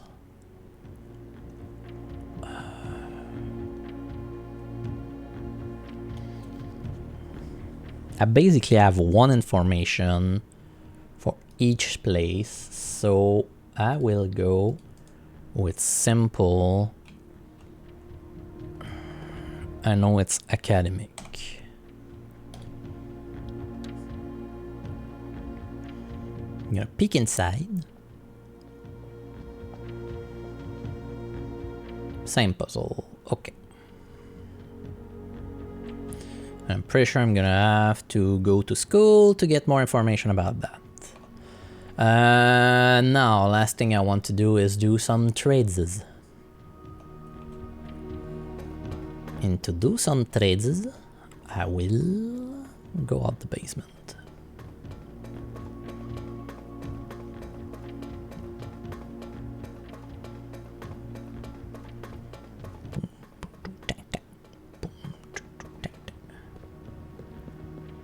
Through the underpass, in the basement.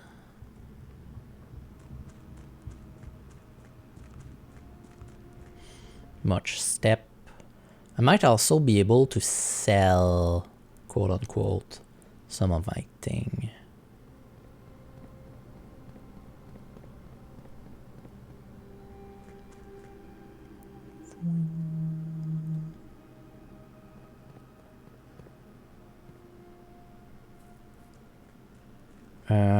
Did I draw the pump room? No, no, no, no, no, no. Okay. No, no, no, no, no, no, no, no, no. I drew the library so I can get steps. I don't care about that.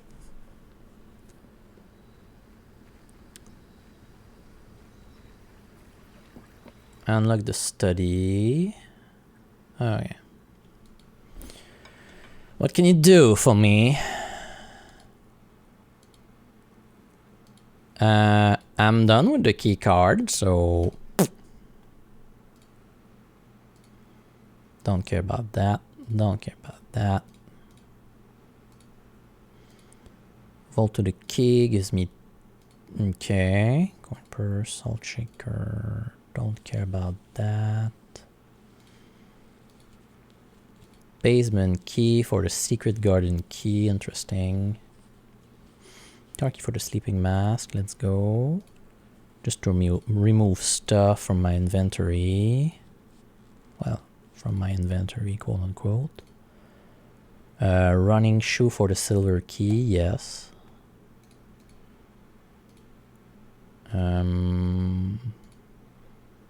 Compass for the car key.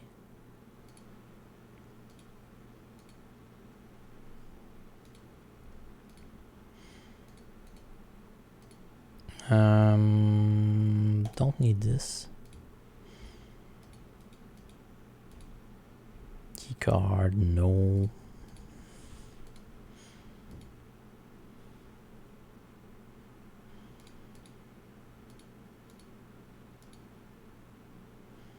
Silver key for lockpick kit. And then we'll see what I can do with that.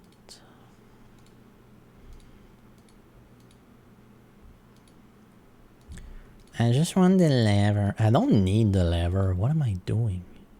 What am I doing?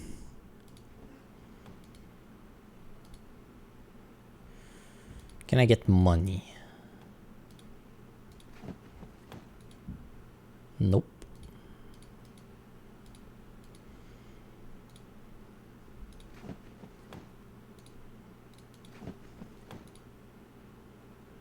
Silver key for silver key, that's great.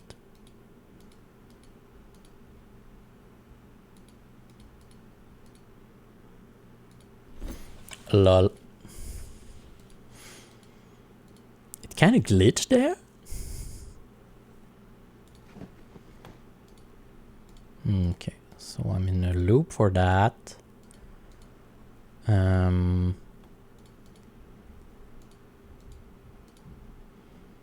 Don't think I'm gonna be able to get money for anything.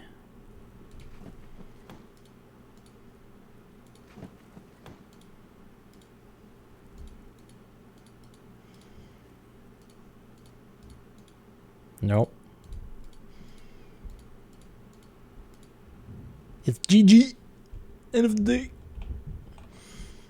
It's so much money, but I call it a day. It's 10. Got it. So I think I'm gonna do a speed run, quote unquote. Garden castle with a green throne and a throne, with a green room and throne room. New room 2, the throne room and the dormitory.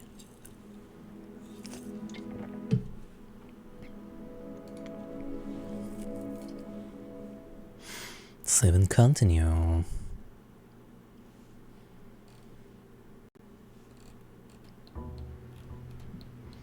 Throne room, sanctum key, got.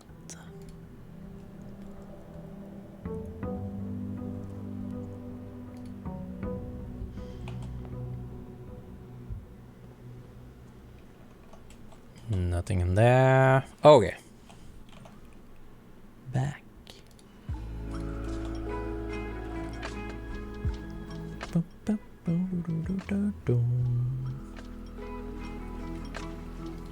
Oh. Because I removed it. Yeah, okay.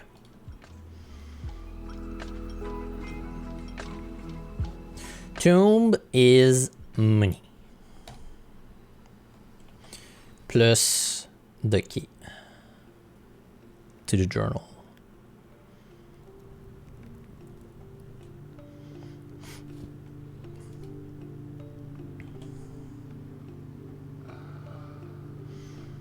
I'm gonna try for a money run because that takes time. I'm gonna try for the journal run though. Please. Thank you.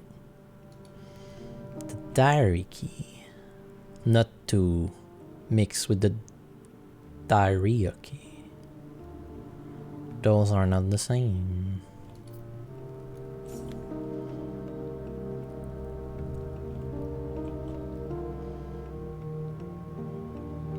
Two dice, 5 coin.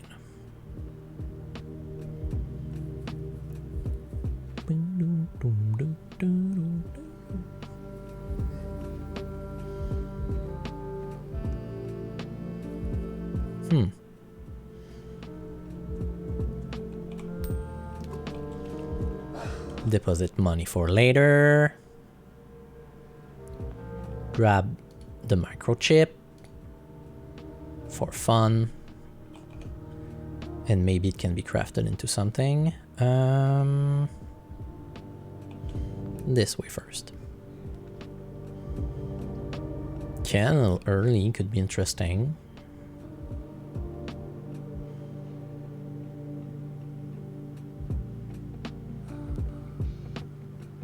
Kind of like kennel early, so we can pet. Ooh, money. We can pet the dog. Let's go.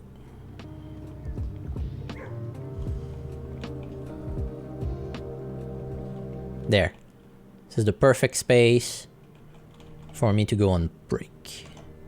And I'll see you back in 3 minutes. So y'all.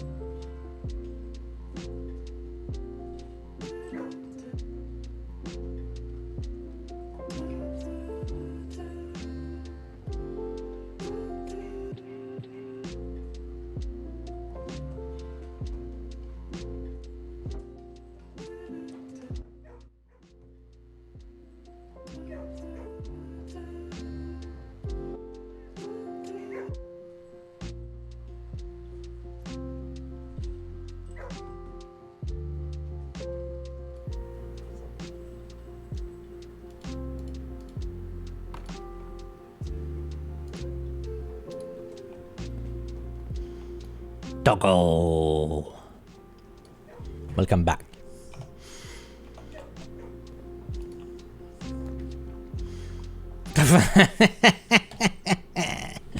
Of course I would like 6 extra dice.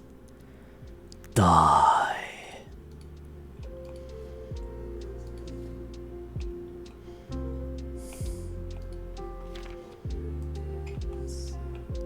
Hi. The ghost. 8 dice, that's great.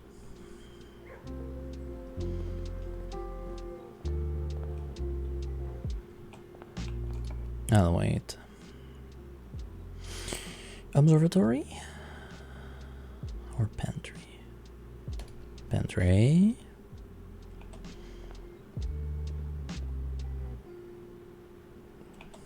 I have the steps.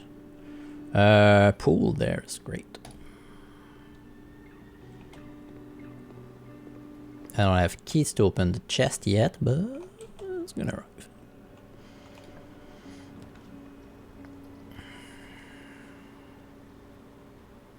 Storeroom. There's my first key.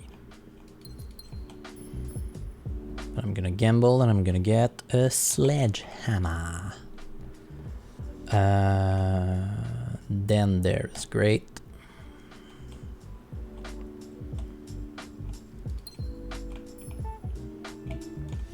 Something else? No. Patio's not great. Lab neither. Another floor plan.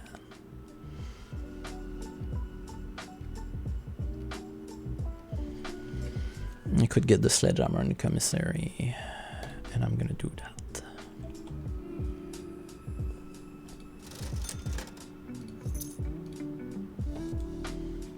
I'm coming back for all of you.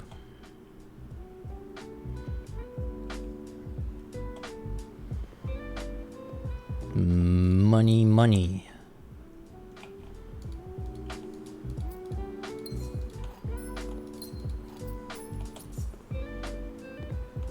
Okay, so that's great.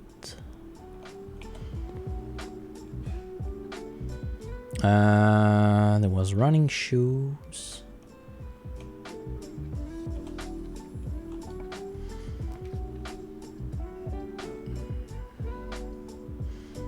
Give me the drawing room, cause it's free.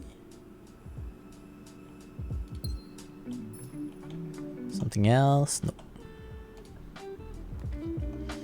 Oh, courtyard.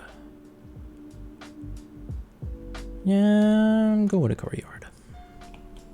Shovel. No. No item in the courtyard? What is this?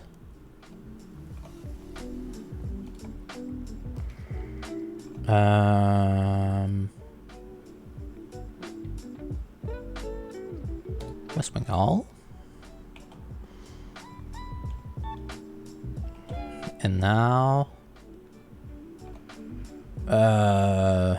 no thank you, no thank you, no thank you.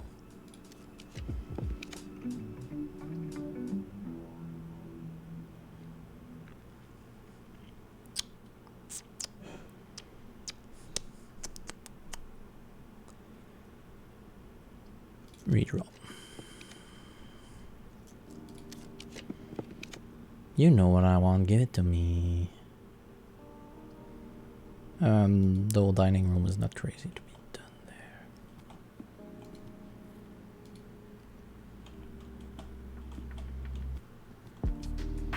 Like, it's set to common. Do it.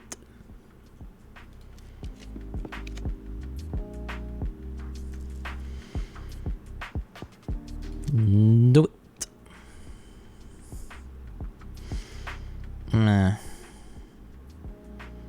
Okay, nursery. I'll try my hand at drafting ladyship chamber a little bit higher.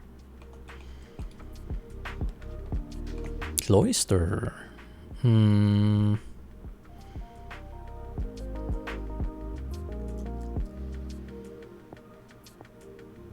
why not?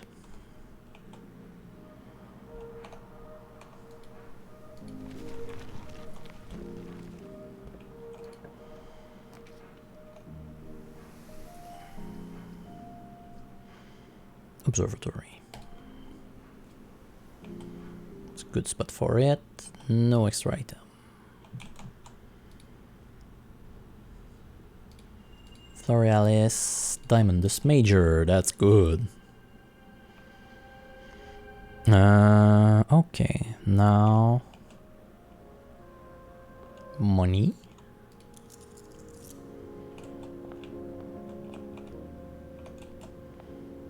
More money. I won't get appled today. And I'm gonna buy out the commissary. Hello. Hello. Hello. Magnifying glass. Hello. Not right now, the guy's bedroom.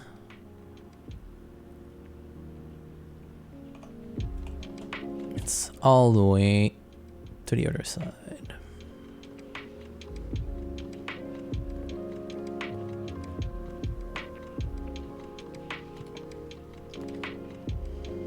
No thank you, garage. Parlor to get the game.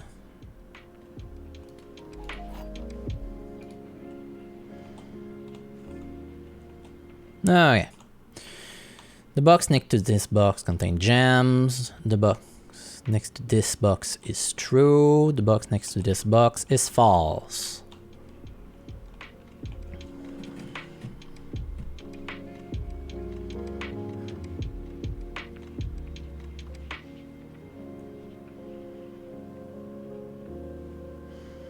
You are the important thing. Gem are either there or there. Cool. The box next to this box is false. If that's true, a box next to this box is true. The box next to this box is false. Would mean that the box next to this box is true is false, so no box next to this box is true, so they would both be false. Impossible. The box next to the box is false. False. That is true. The box next to the box is true. That is true. The box next to this box contains gem. True.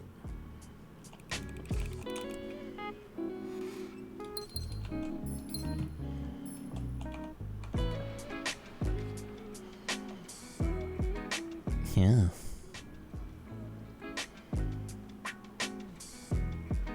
Chapel, I guess.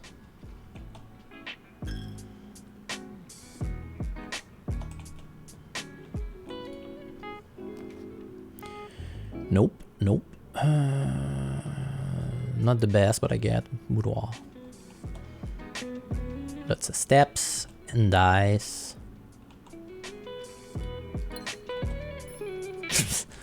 Look at my steps. Unlock it, please. Nope, nope, nope. Mega nope.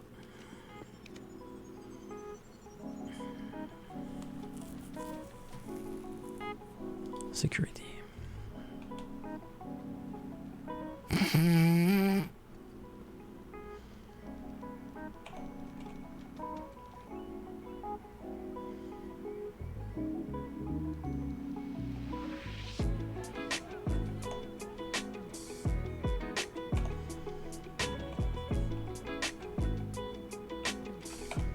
That was a short day.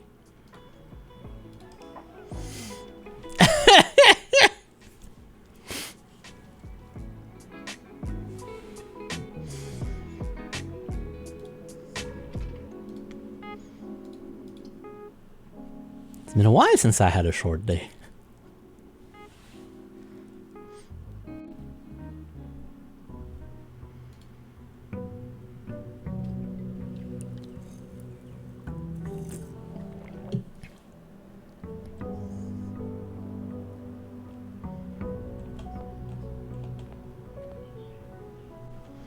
Disappointed in myself. Now I only have 2 gems. So sad. Microchip.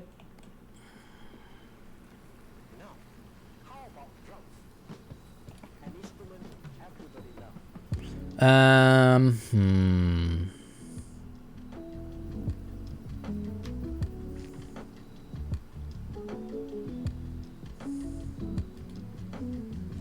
Let's do very short day. Oh, hi. Trunk is locked. Something tells you it should stay that way. But why? Why? There's something evil about it?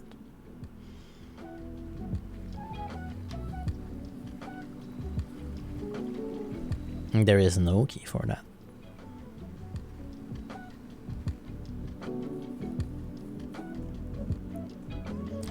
So I guess I need to find the hammer.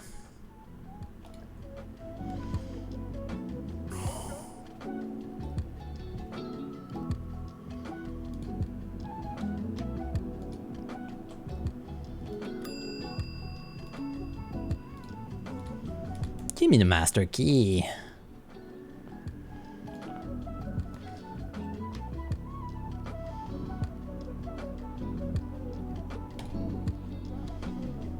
I don't have cash. I don't care about you.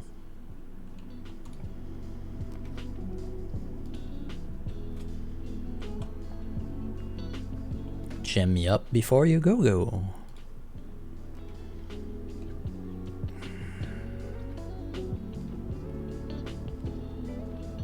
Storeroom, I guess.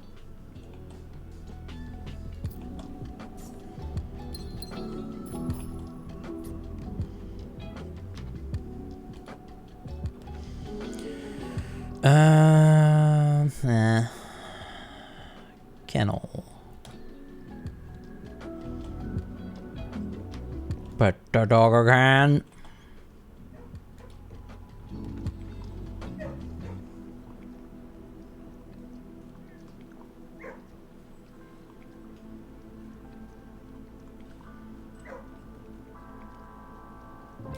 Drawing room. It's the best, boys. I know.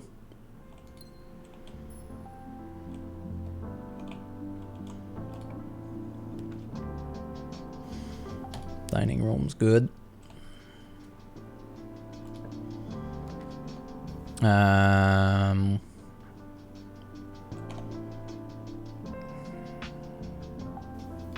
Lab me up.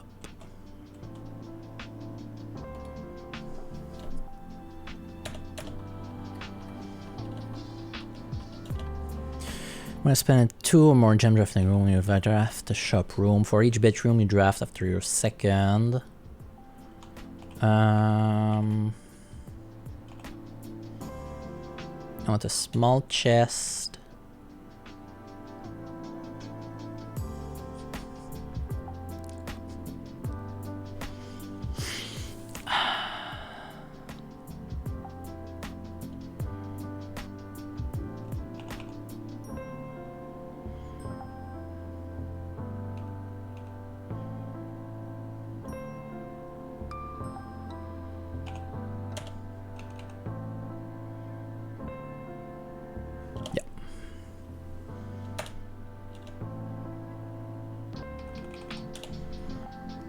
Whenever I draft that, hydrate, thank you.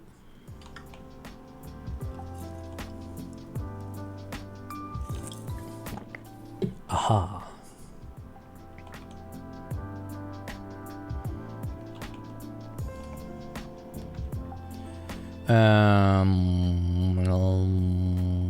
Workshop.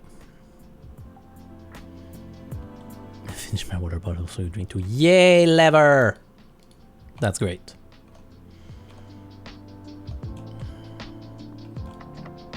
Oh no, the door is locked. What a shame.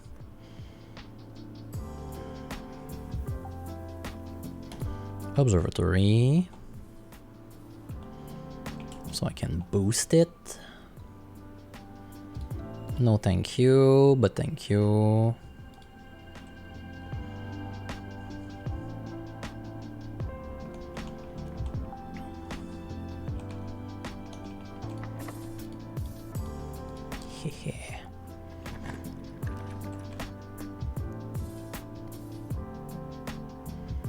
I have the master key.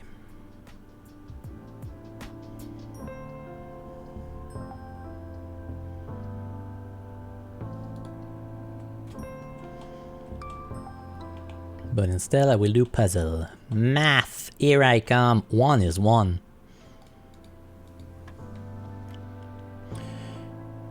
One square plus 2 square? Or 3 square? 3 square. 4 square. 16. Minus 1. 15 divided by 3, 5.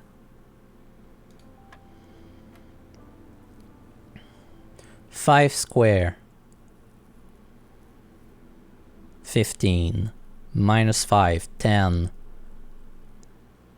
Times 5 divided by 5, still 10.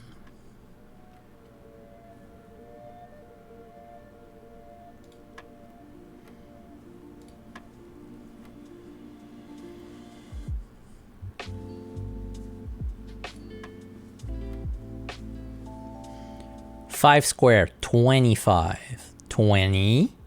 20.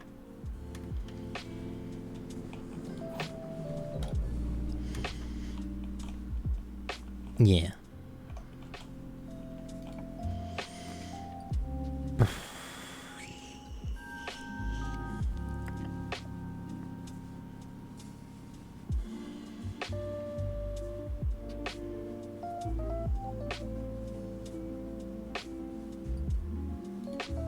Gambling.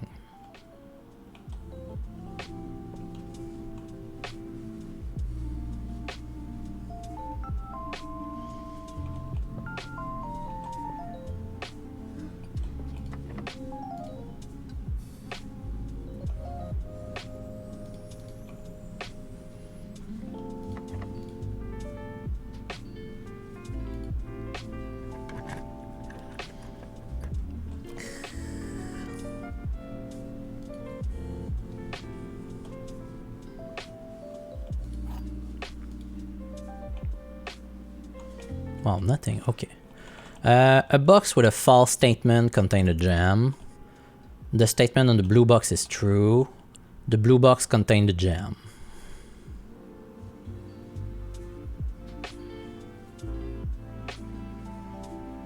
Okay. Unknown. The statement on the blue box is true. If this is true, this is true. A box with a false statement contains a gem, therefore it's in here. If the statement on the blue box is true, this is false. So it would be untrue. This would be false. A box with a false statement contains a gem, which would mean the box with a true statement contains a gem, which means it would be this because that would be the only true one. Right? Believe in yourself.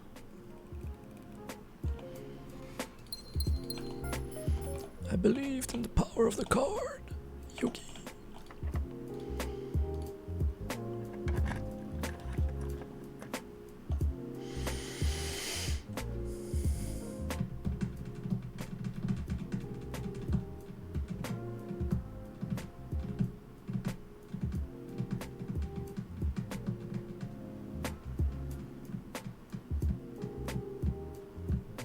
What's the room I want to get? The vault. The greenhouse, possibly.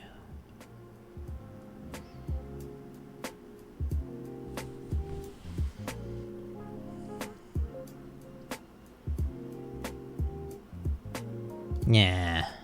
Boost you.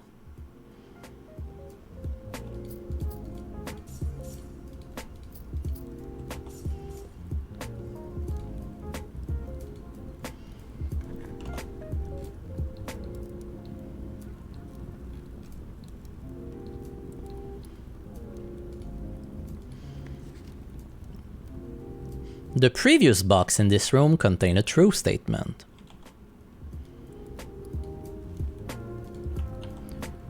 which is unwritten, therefore it is true.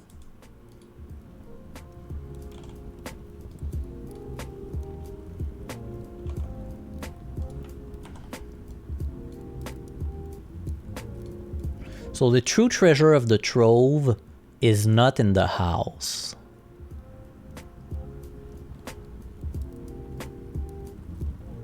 What?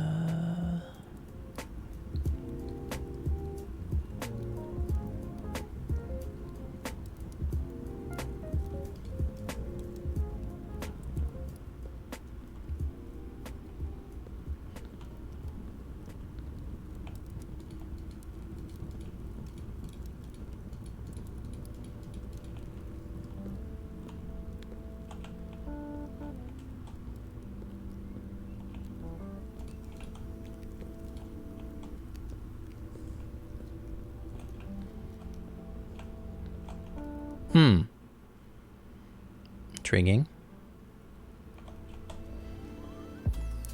What do you mean? I just want to break you. I cannot reach that.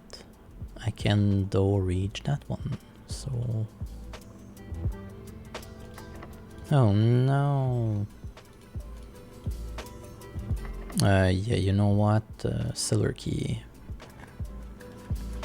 Yo, it's time to duel. Yes. 1, 2, 3 doors. Nope. Hallway. And food is served. Which is exactly what I wanted. To go back down.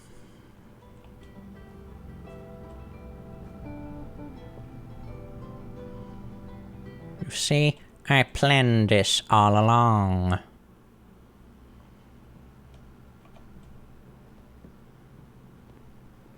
What's the experiment? When I draft a shop room as a chest to the entrance.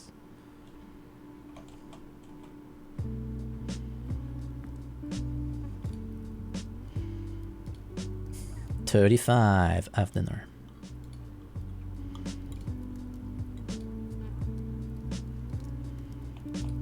And enjoy lunch.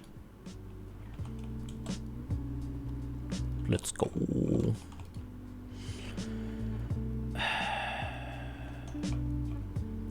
I don't want to lose the master key. Nope. No thank. No thanks. Ma.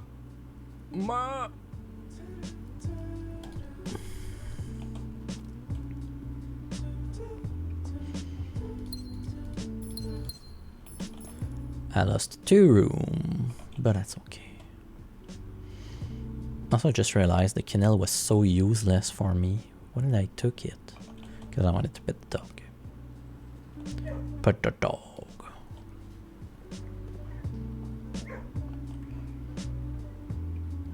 Because, you know, I kind of have the everything. Cloister. It's early enough. Yeah, cloister.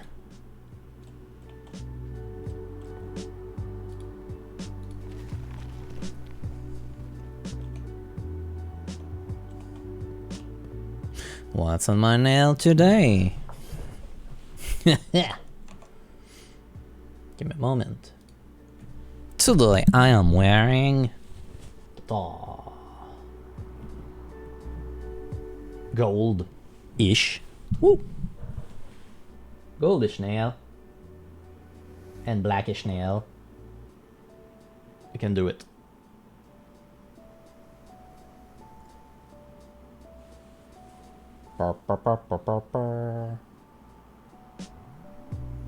So we have Sunshine Crush, which is the nail polish you gave me, and Going Solo, which is the nail polish I gave you.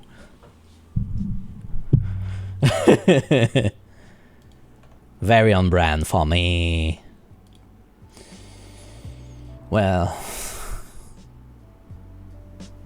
both are good. +5. The main course has been permanently upgraded.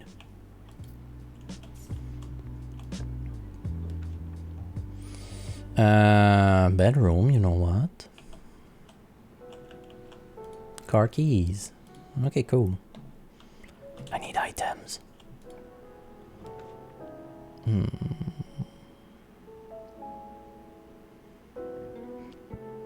I guess I can do security. And I've seen your face, but also the game. Ooh, sorry. Of course. A jam.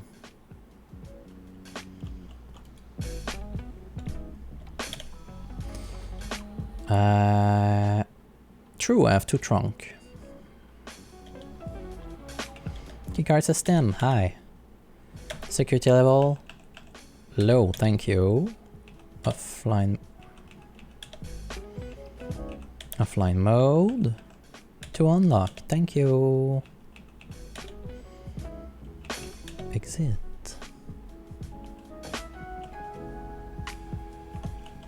I'm gonna get the money because I got a good exploration.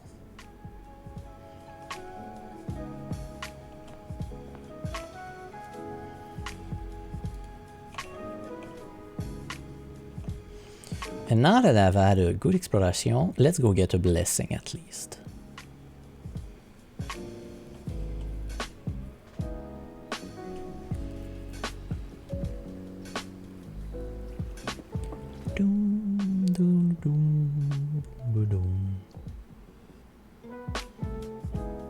Okay.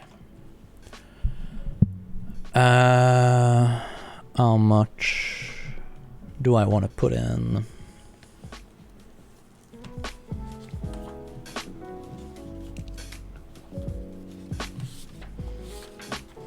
Uh, 10 coin gave me the general for 3 day. 1 coin, 2 coin gave me the dancer.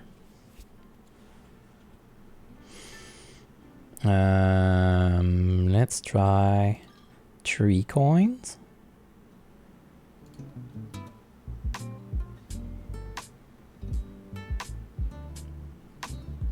Oh, the blessing of the high roller.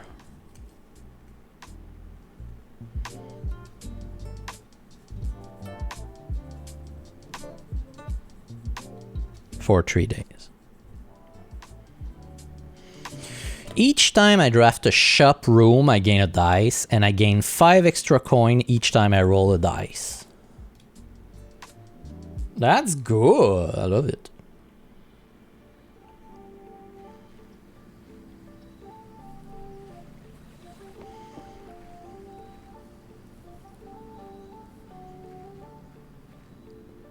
I love it.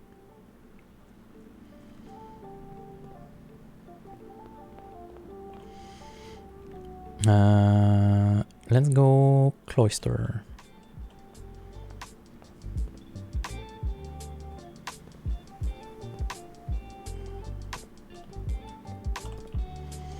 Kitchen. No. I don't need you now.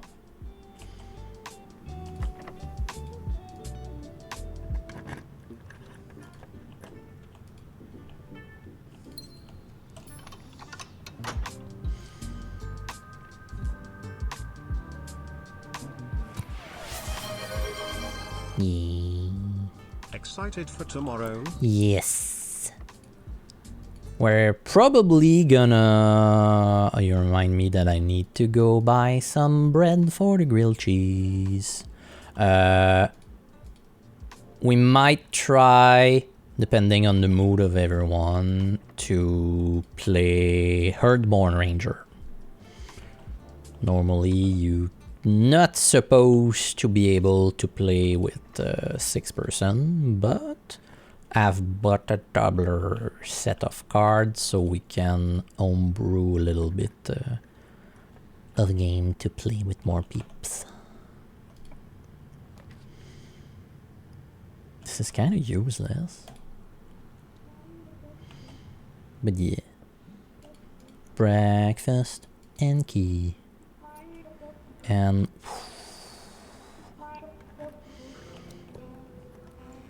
Oh, dice. That's great. I like dice. Especially today.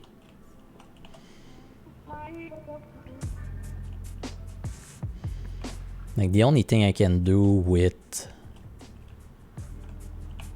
these are...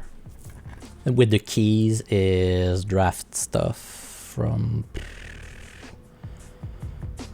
Oh no, money! What a shame.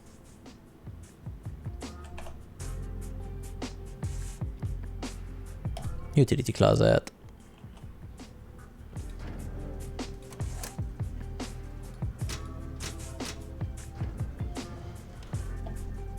And now I'm gonna go back to security. And change the security to... high.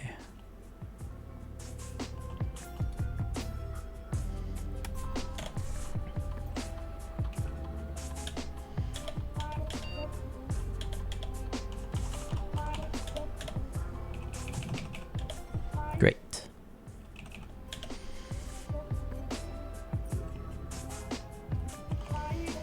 And then Great Hall.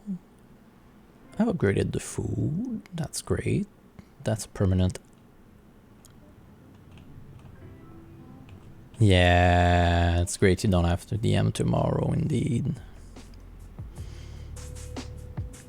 Courtyard. I love it. Oh, we got 2 pieces of the puzzle.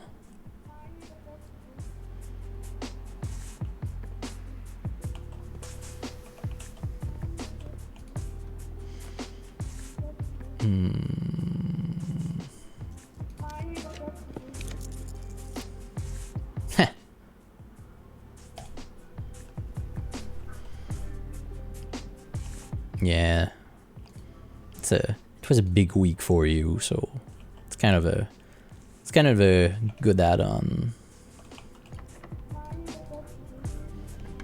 And tomorrow we can quote unquote relax.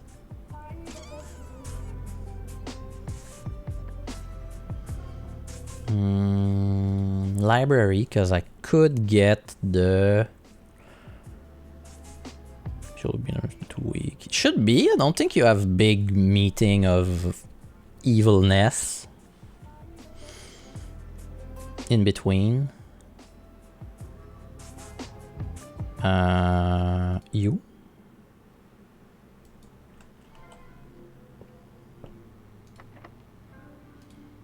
Master key.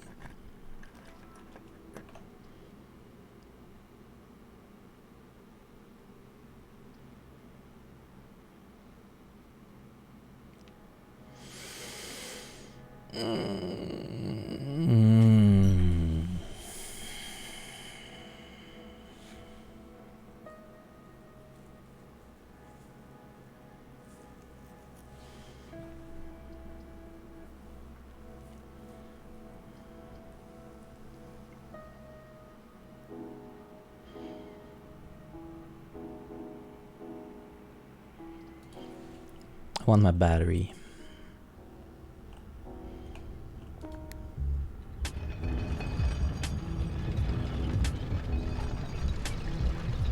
Still pretty.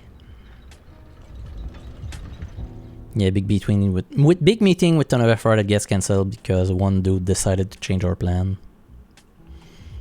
Yeah. Yeah.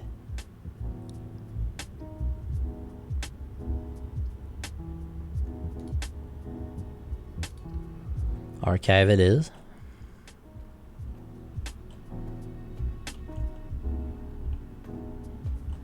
I guess. Okay, so that's good. That's also good.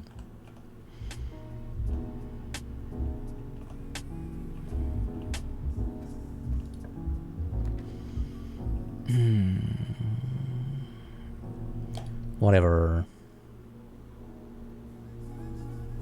Oh, that's a shop.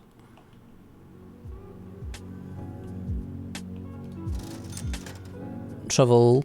Okay. Set of jam. Oh, alpha. Nice. True. Well, guess what?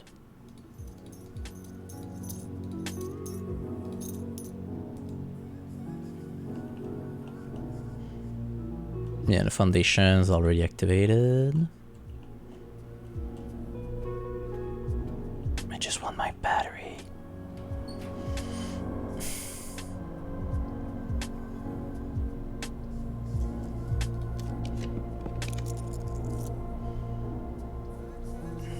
Maybe. Nope.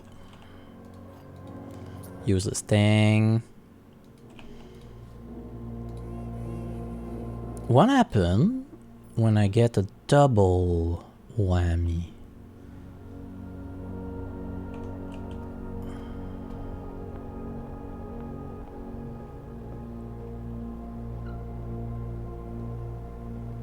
Oh yeah, I have a shovel now too.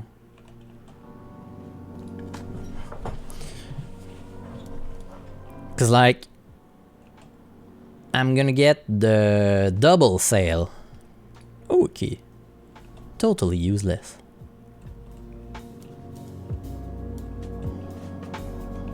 Yeah.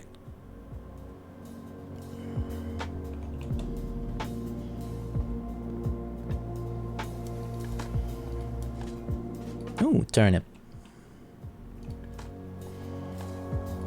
A tin can.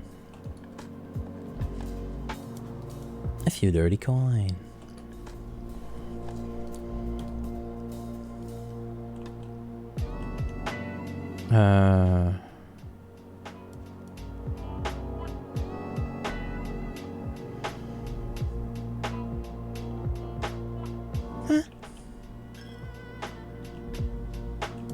Losing a key, coins, not too bad.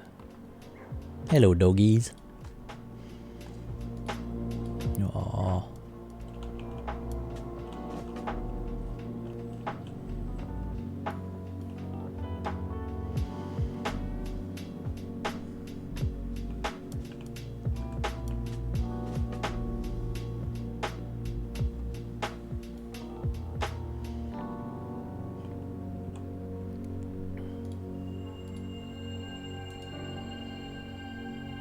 Elite tacos.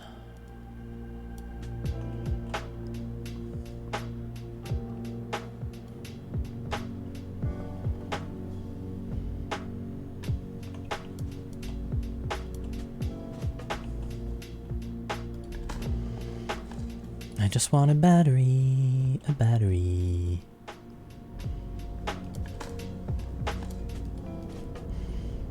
And then I'll break the wall in the weight room.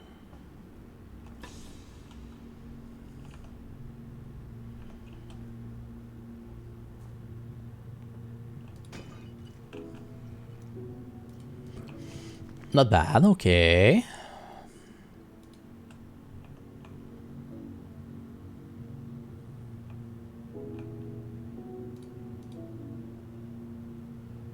It's the wine cellar. Phew.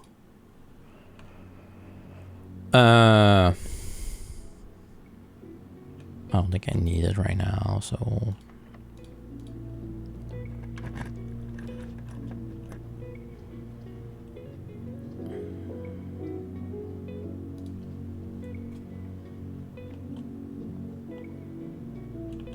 Ooh, prism key.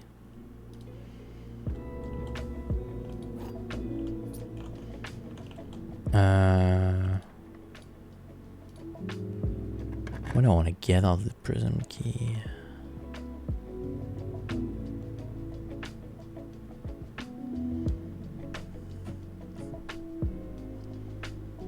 I want to get this shop.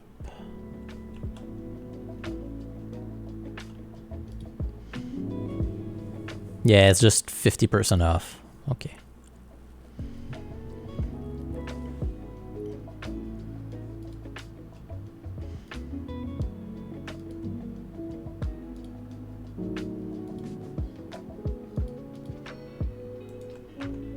One, two, three, four. Give me soup.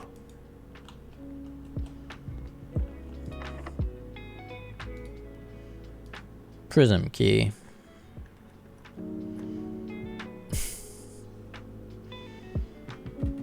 What is this gonna be?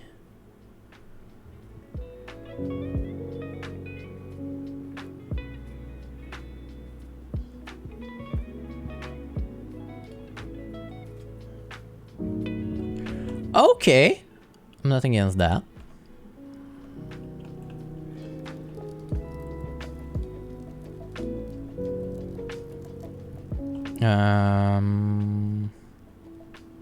Do I need fire? No.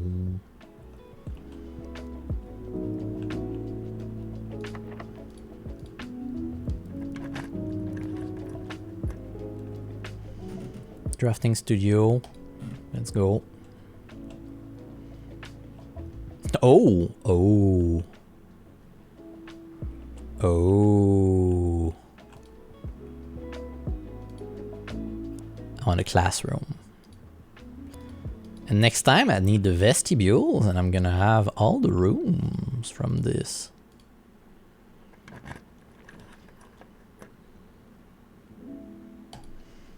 Give me the battery back.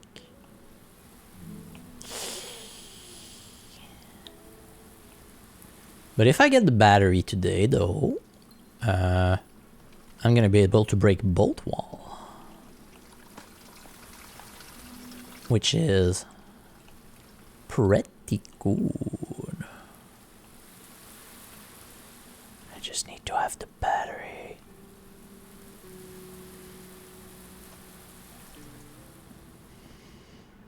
In what room do I get the battery? I think I can get them in the locker room.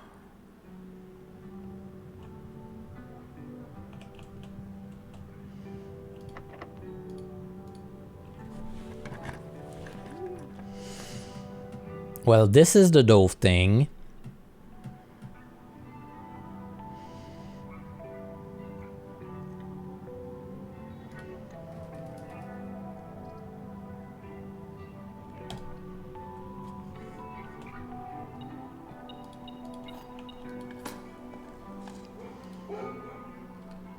Yeah, and now those are unlocked. Okay. And I got to re-roll. I think I got the battery in the patio before.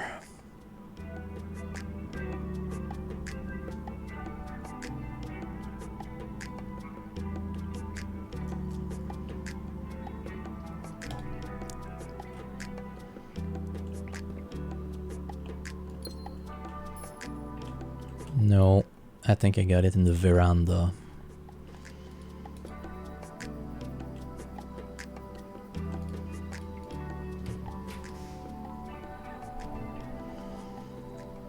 Yes, I saw it in the conservatory once. Give it to me!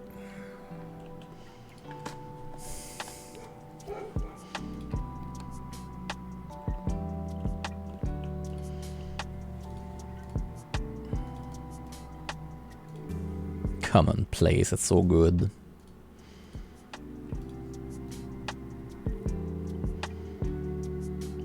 Comfort Zone is free. Give me that commonplace. Library, also kind of free. Give it to me. Yeah, let's go.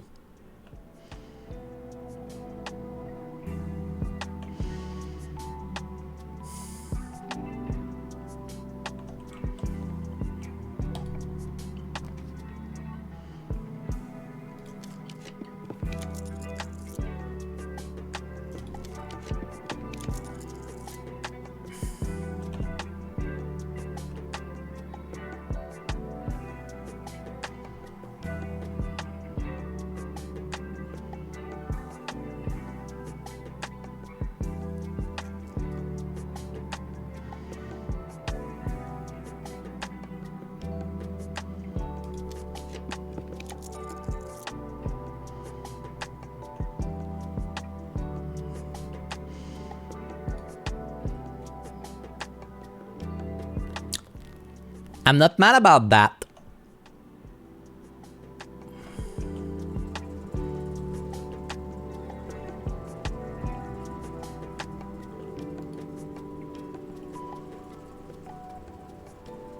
The vault never had item except money.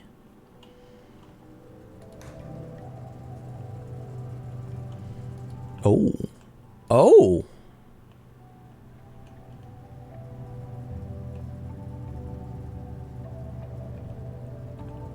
I'm kinda sad I did not open the... Can I break this? Interesting.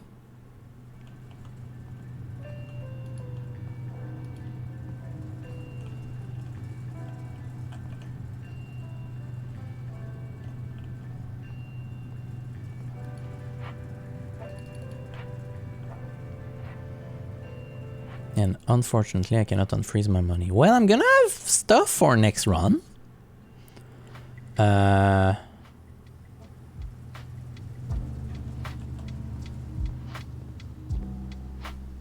wish I had gone for the treasure chest though before.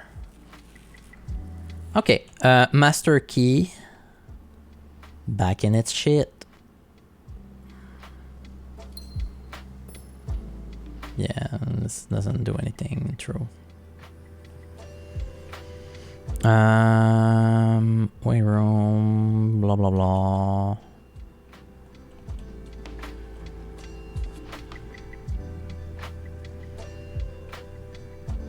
Yeah, this way.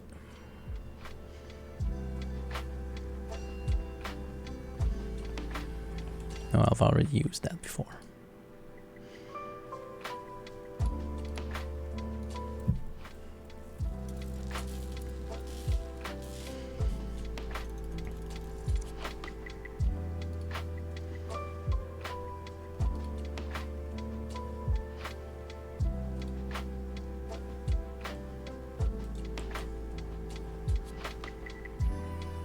I want to check something.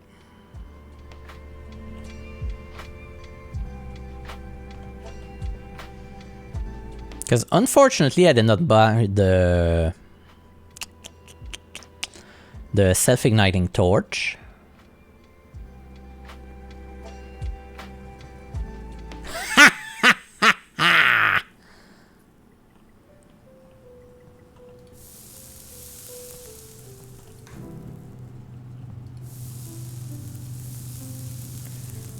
Only in the event of my death. Oh no!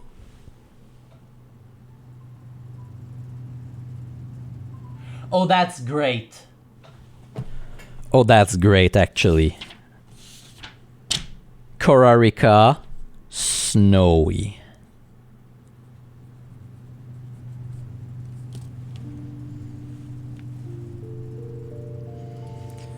Simon had wished for you to read this letter upon first arriving at Mount Holy, but I couldn't risk the content of this page falling into unsympathetic hands.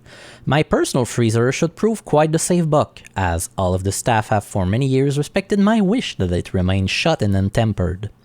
My favorite snacks were also stored here. But in addition to these delicious treats, it has also for the last 20 years stored many a cryptic message and ciphered note. This nondescript cooler is, in fact, a dubious frozen post box of chilled secret. Have you ever heard of the Children of Blackwater? I have no idea how forthcoming your father has been about the details surrounding your mother's final chapter, or the role he thinks I played in that hand. I have always denied involvement. To him, to the detectives, to the Crown, and now to you as well. But can I honestly say I had nothing to do with her disappearance? And yes, I speak of disappearance, not death. For I too cling to the hope that our fears are unfounded, and have occasionally from time to time cut fragments of information that bolsters this belief. Fragments of information that have cost me plenty, for our country is never short of opportunist and blackmailer. Still, as I am now dead, I don't want this knowledge to be buried with me, even if that means passing the burden of these fragments onto you. Even if that information may wait even heavier on your head than the Crown involved. Unfortunately, this information is a little too precious to entrust entirely to this freezer, as I'm not too confident that the sanctity of my snacks will extend beyond my life.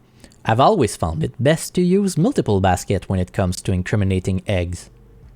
A lesson that I recently learned again when a member of my staff betrayed my confidence.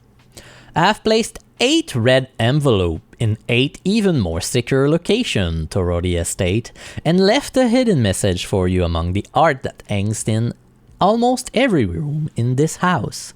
This message is the key to unlocking these secrets, but you must be open in your interpretation as the message itself harbor multiple double meaning and hidden intent.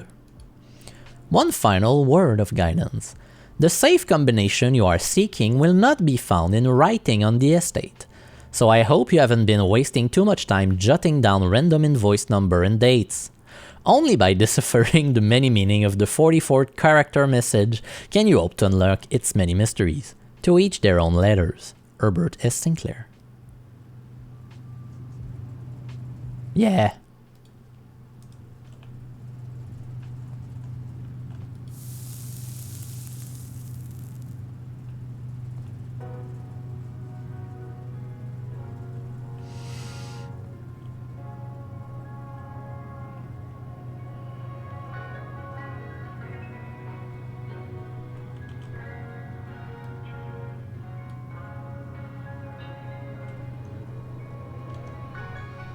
That's not the first time I've seen this. I think that's the series of pattern that scroll in the boiler room.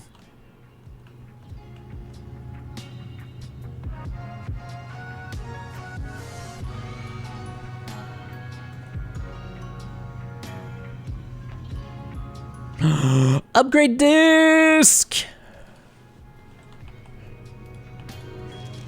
The network server are finally out of cold storage. Or at least as many as we could fit into the surrounding wall of the grotto of the East Drive. The last few days have been very busy, but I'm glad I was able to take a short break from gardening to help Randolph install the network. It was, after all, the least he could do, since it was I who suggested the final location. We decided that we are going to start a 2 unused server here at Mount Holy Freezer. They should serve as readily accessible replacement should any of the primary console fail. Denny Ravine, admin key, Riva D, I know this one.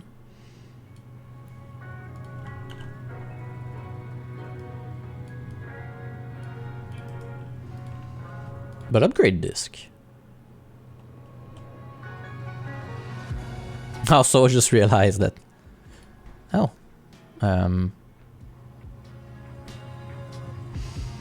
No, I cannot open anything. I will still take the prism key.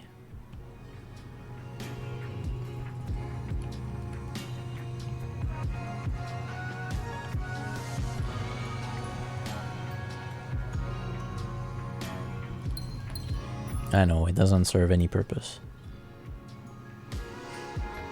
So I need a computer.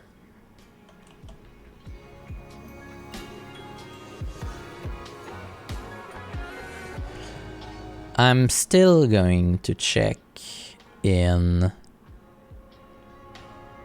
the wine cellar in case the treasure contains a battery.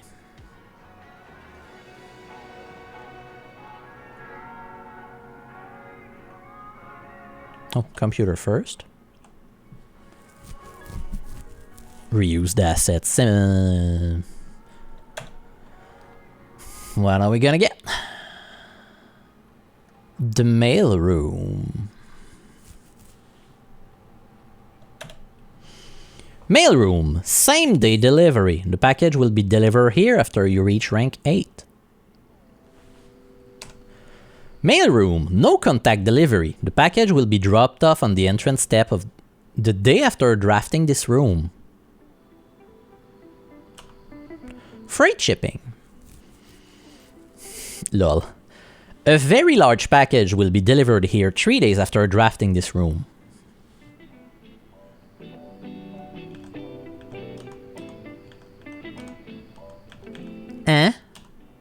I found it better.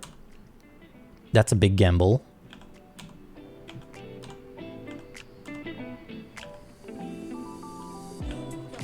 I think no contact delivery is best.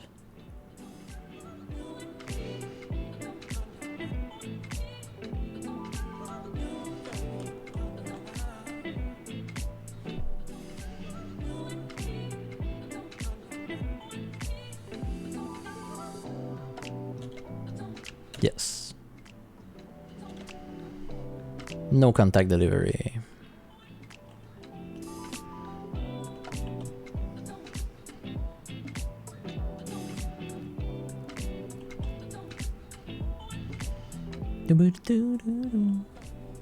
Treasure map. It's here.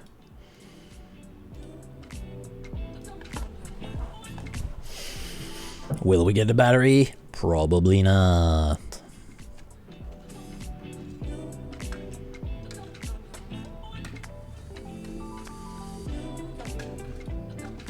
It contains gem. Great. Fortunately, my files are frozen. So, I'm just going to drop the key and I'll see you after the break. Just for a bye-bye. There. Content for the Niji. Pet the boy.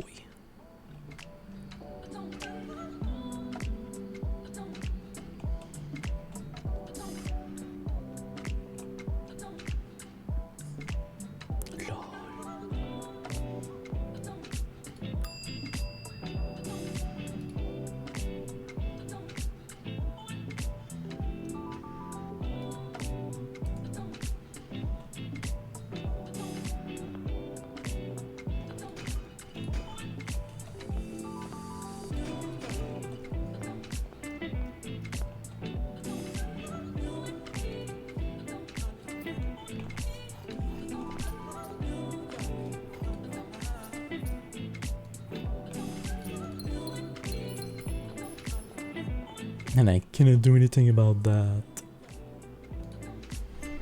Hello. 2 trunks still?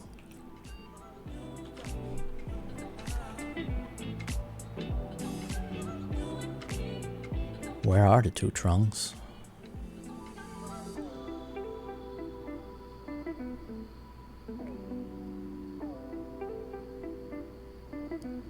Where are the 2 trunks?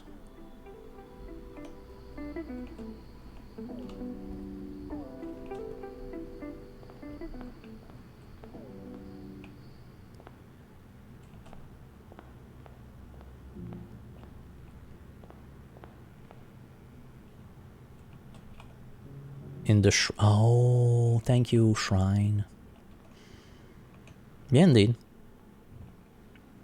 Let's go try the shrine.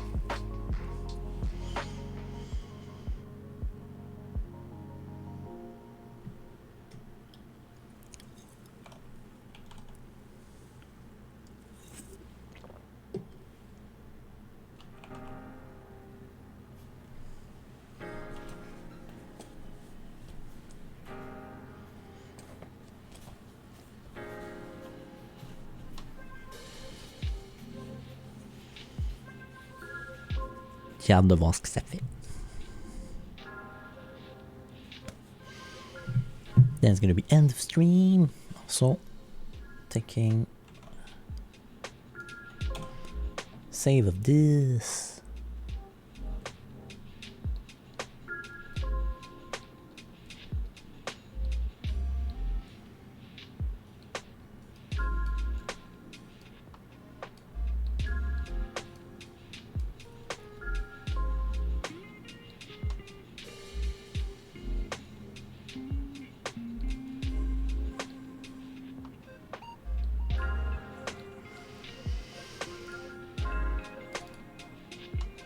Hello.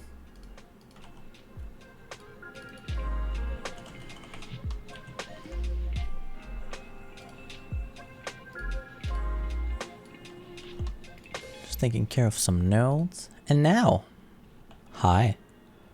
I'm opening the forbidden chest. You have a bad feeling about this. You still want to do it. That I'm just feeling Persis better think twice before doing that. You foolishly picked up the deadly stone cursed effigy. Curse mode is now unlocked. Also, you are cursed. You can now select curse mode when starting a new game file.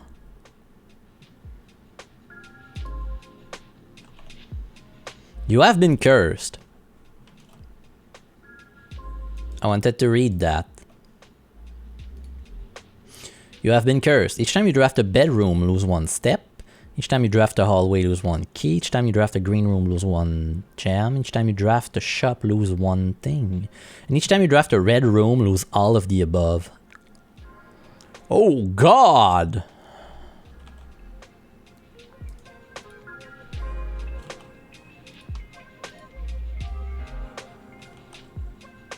I won't be able to take a picture of that, right? Yep. When I'm cursed for 2 days, no!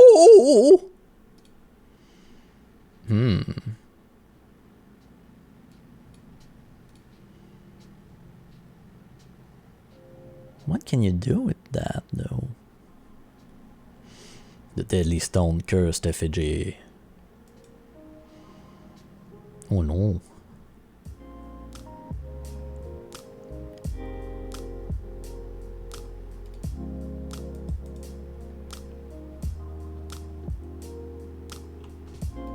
Okay, now yeah, okay, this curse you also. Intriguing.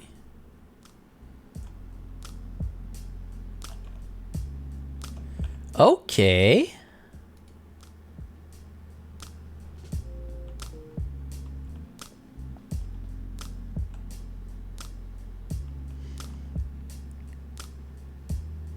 Why? Why would you want to... I know why you would want to get cursed, because...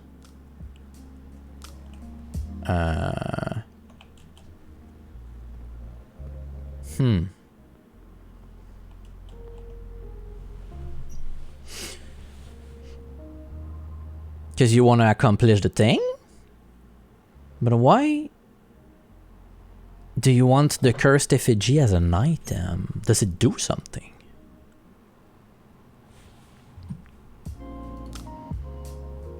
Curse mode is now unlocked. You can now select curse mode when starting a new game file.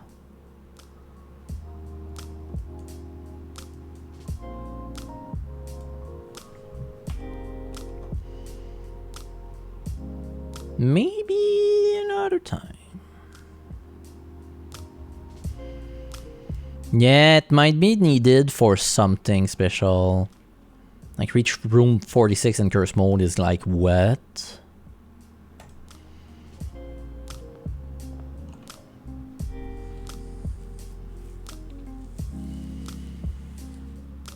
Yeah, but let's call it a day. Huh. On the same song, I always finish my thing. Always. Saint Holy Garden Shopping Center of Prayer. 6 green room, 4 shop rooms, the chapel, the cloister, and the shrine. A new room, the freezer.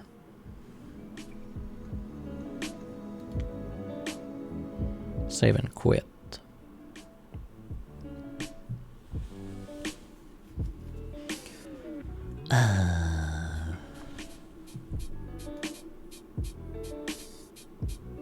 That's good. That's good. So, on that, lol.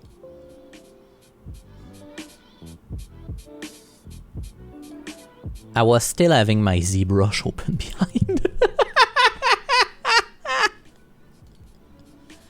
I thought I closed it. before the stream. I'm just dumb. Thanks, computer, for not exploding. Wow. Okay. It's great. I hope the stream was not too fidgety because of it. Doubt so. So, next week, I think I will take a break of Blueprints to start Myst 3. Maybe, possibly. I'll have to see what's the mood for next week. Or maybe I'll do Half and Half. But I would like to go back on Myst. Oh, whoa, yes. Indeed. Or maybe I'll go on something else and stream a little bit in French. Primarily next week. At least one day. I would like that. On that note, nope,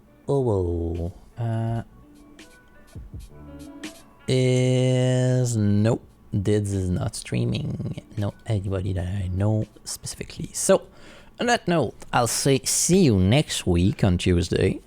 Myst 3 Paper Edition. I think what I'll do is that probably. Myst 3 on Tuesday and then a French stream on Thursday, possibly. Like in the good old time. So on that note, good night, chat. Thank you for coming by. It's pretty much that. Have a good weekend. Goodbye.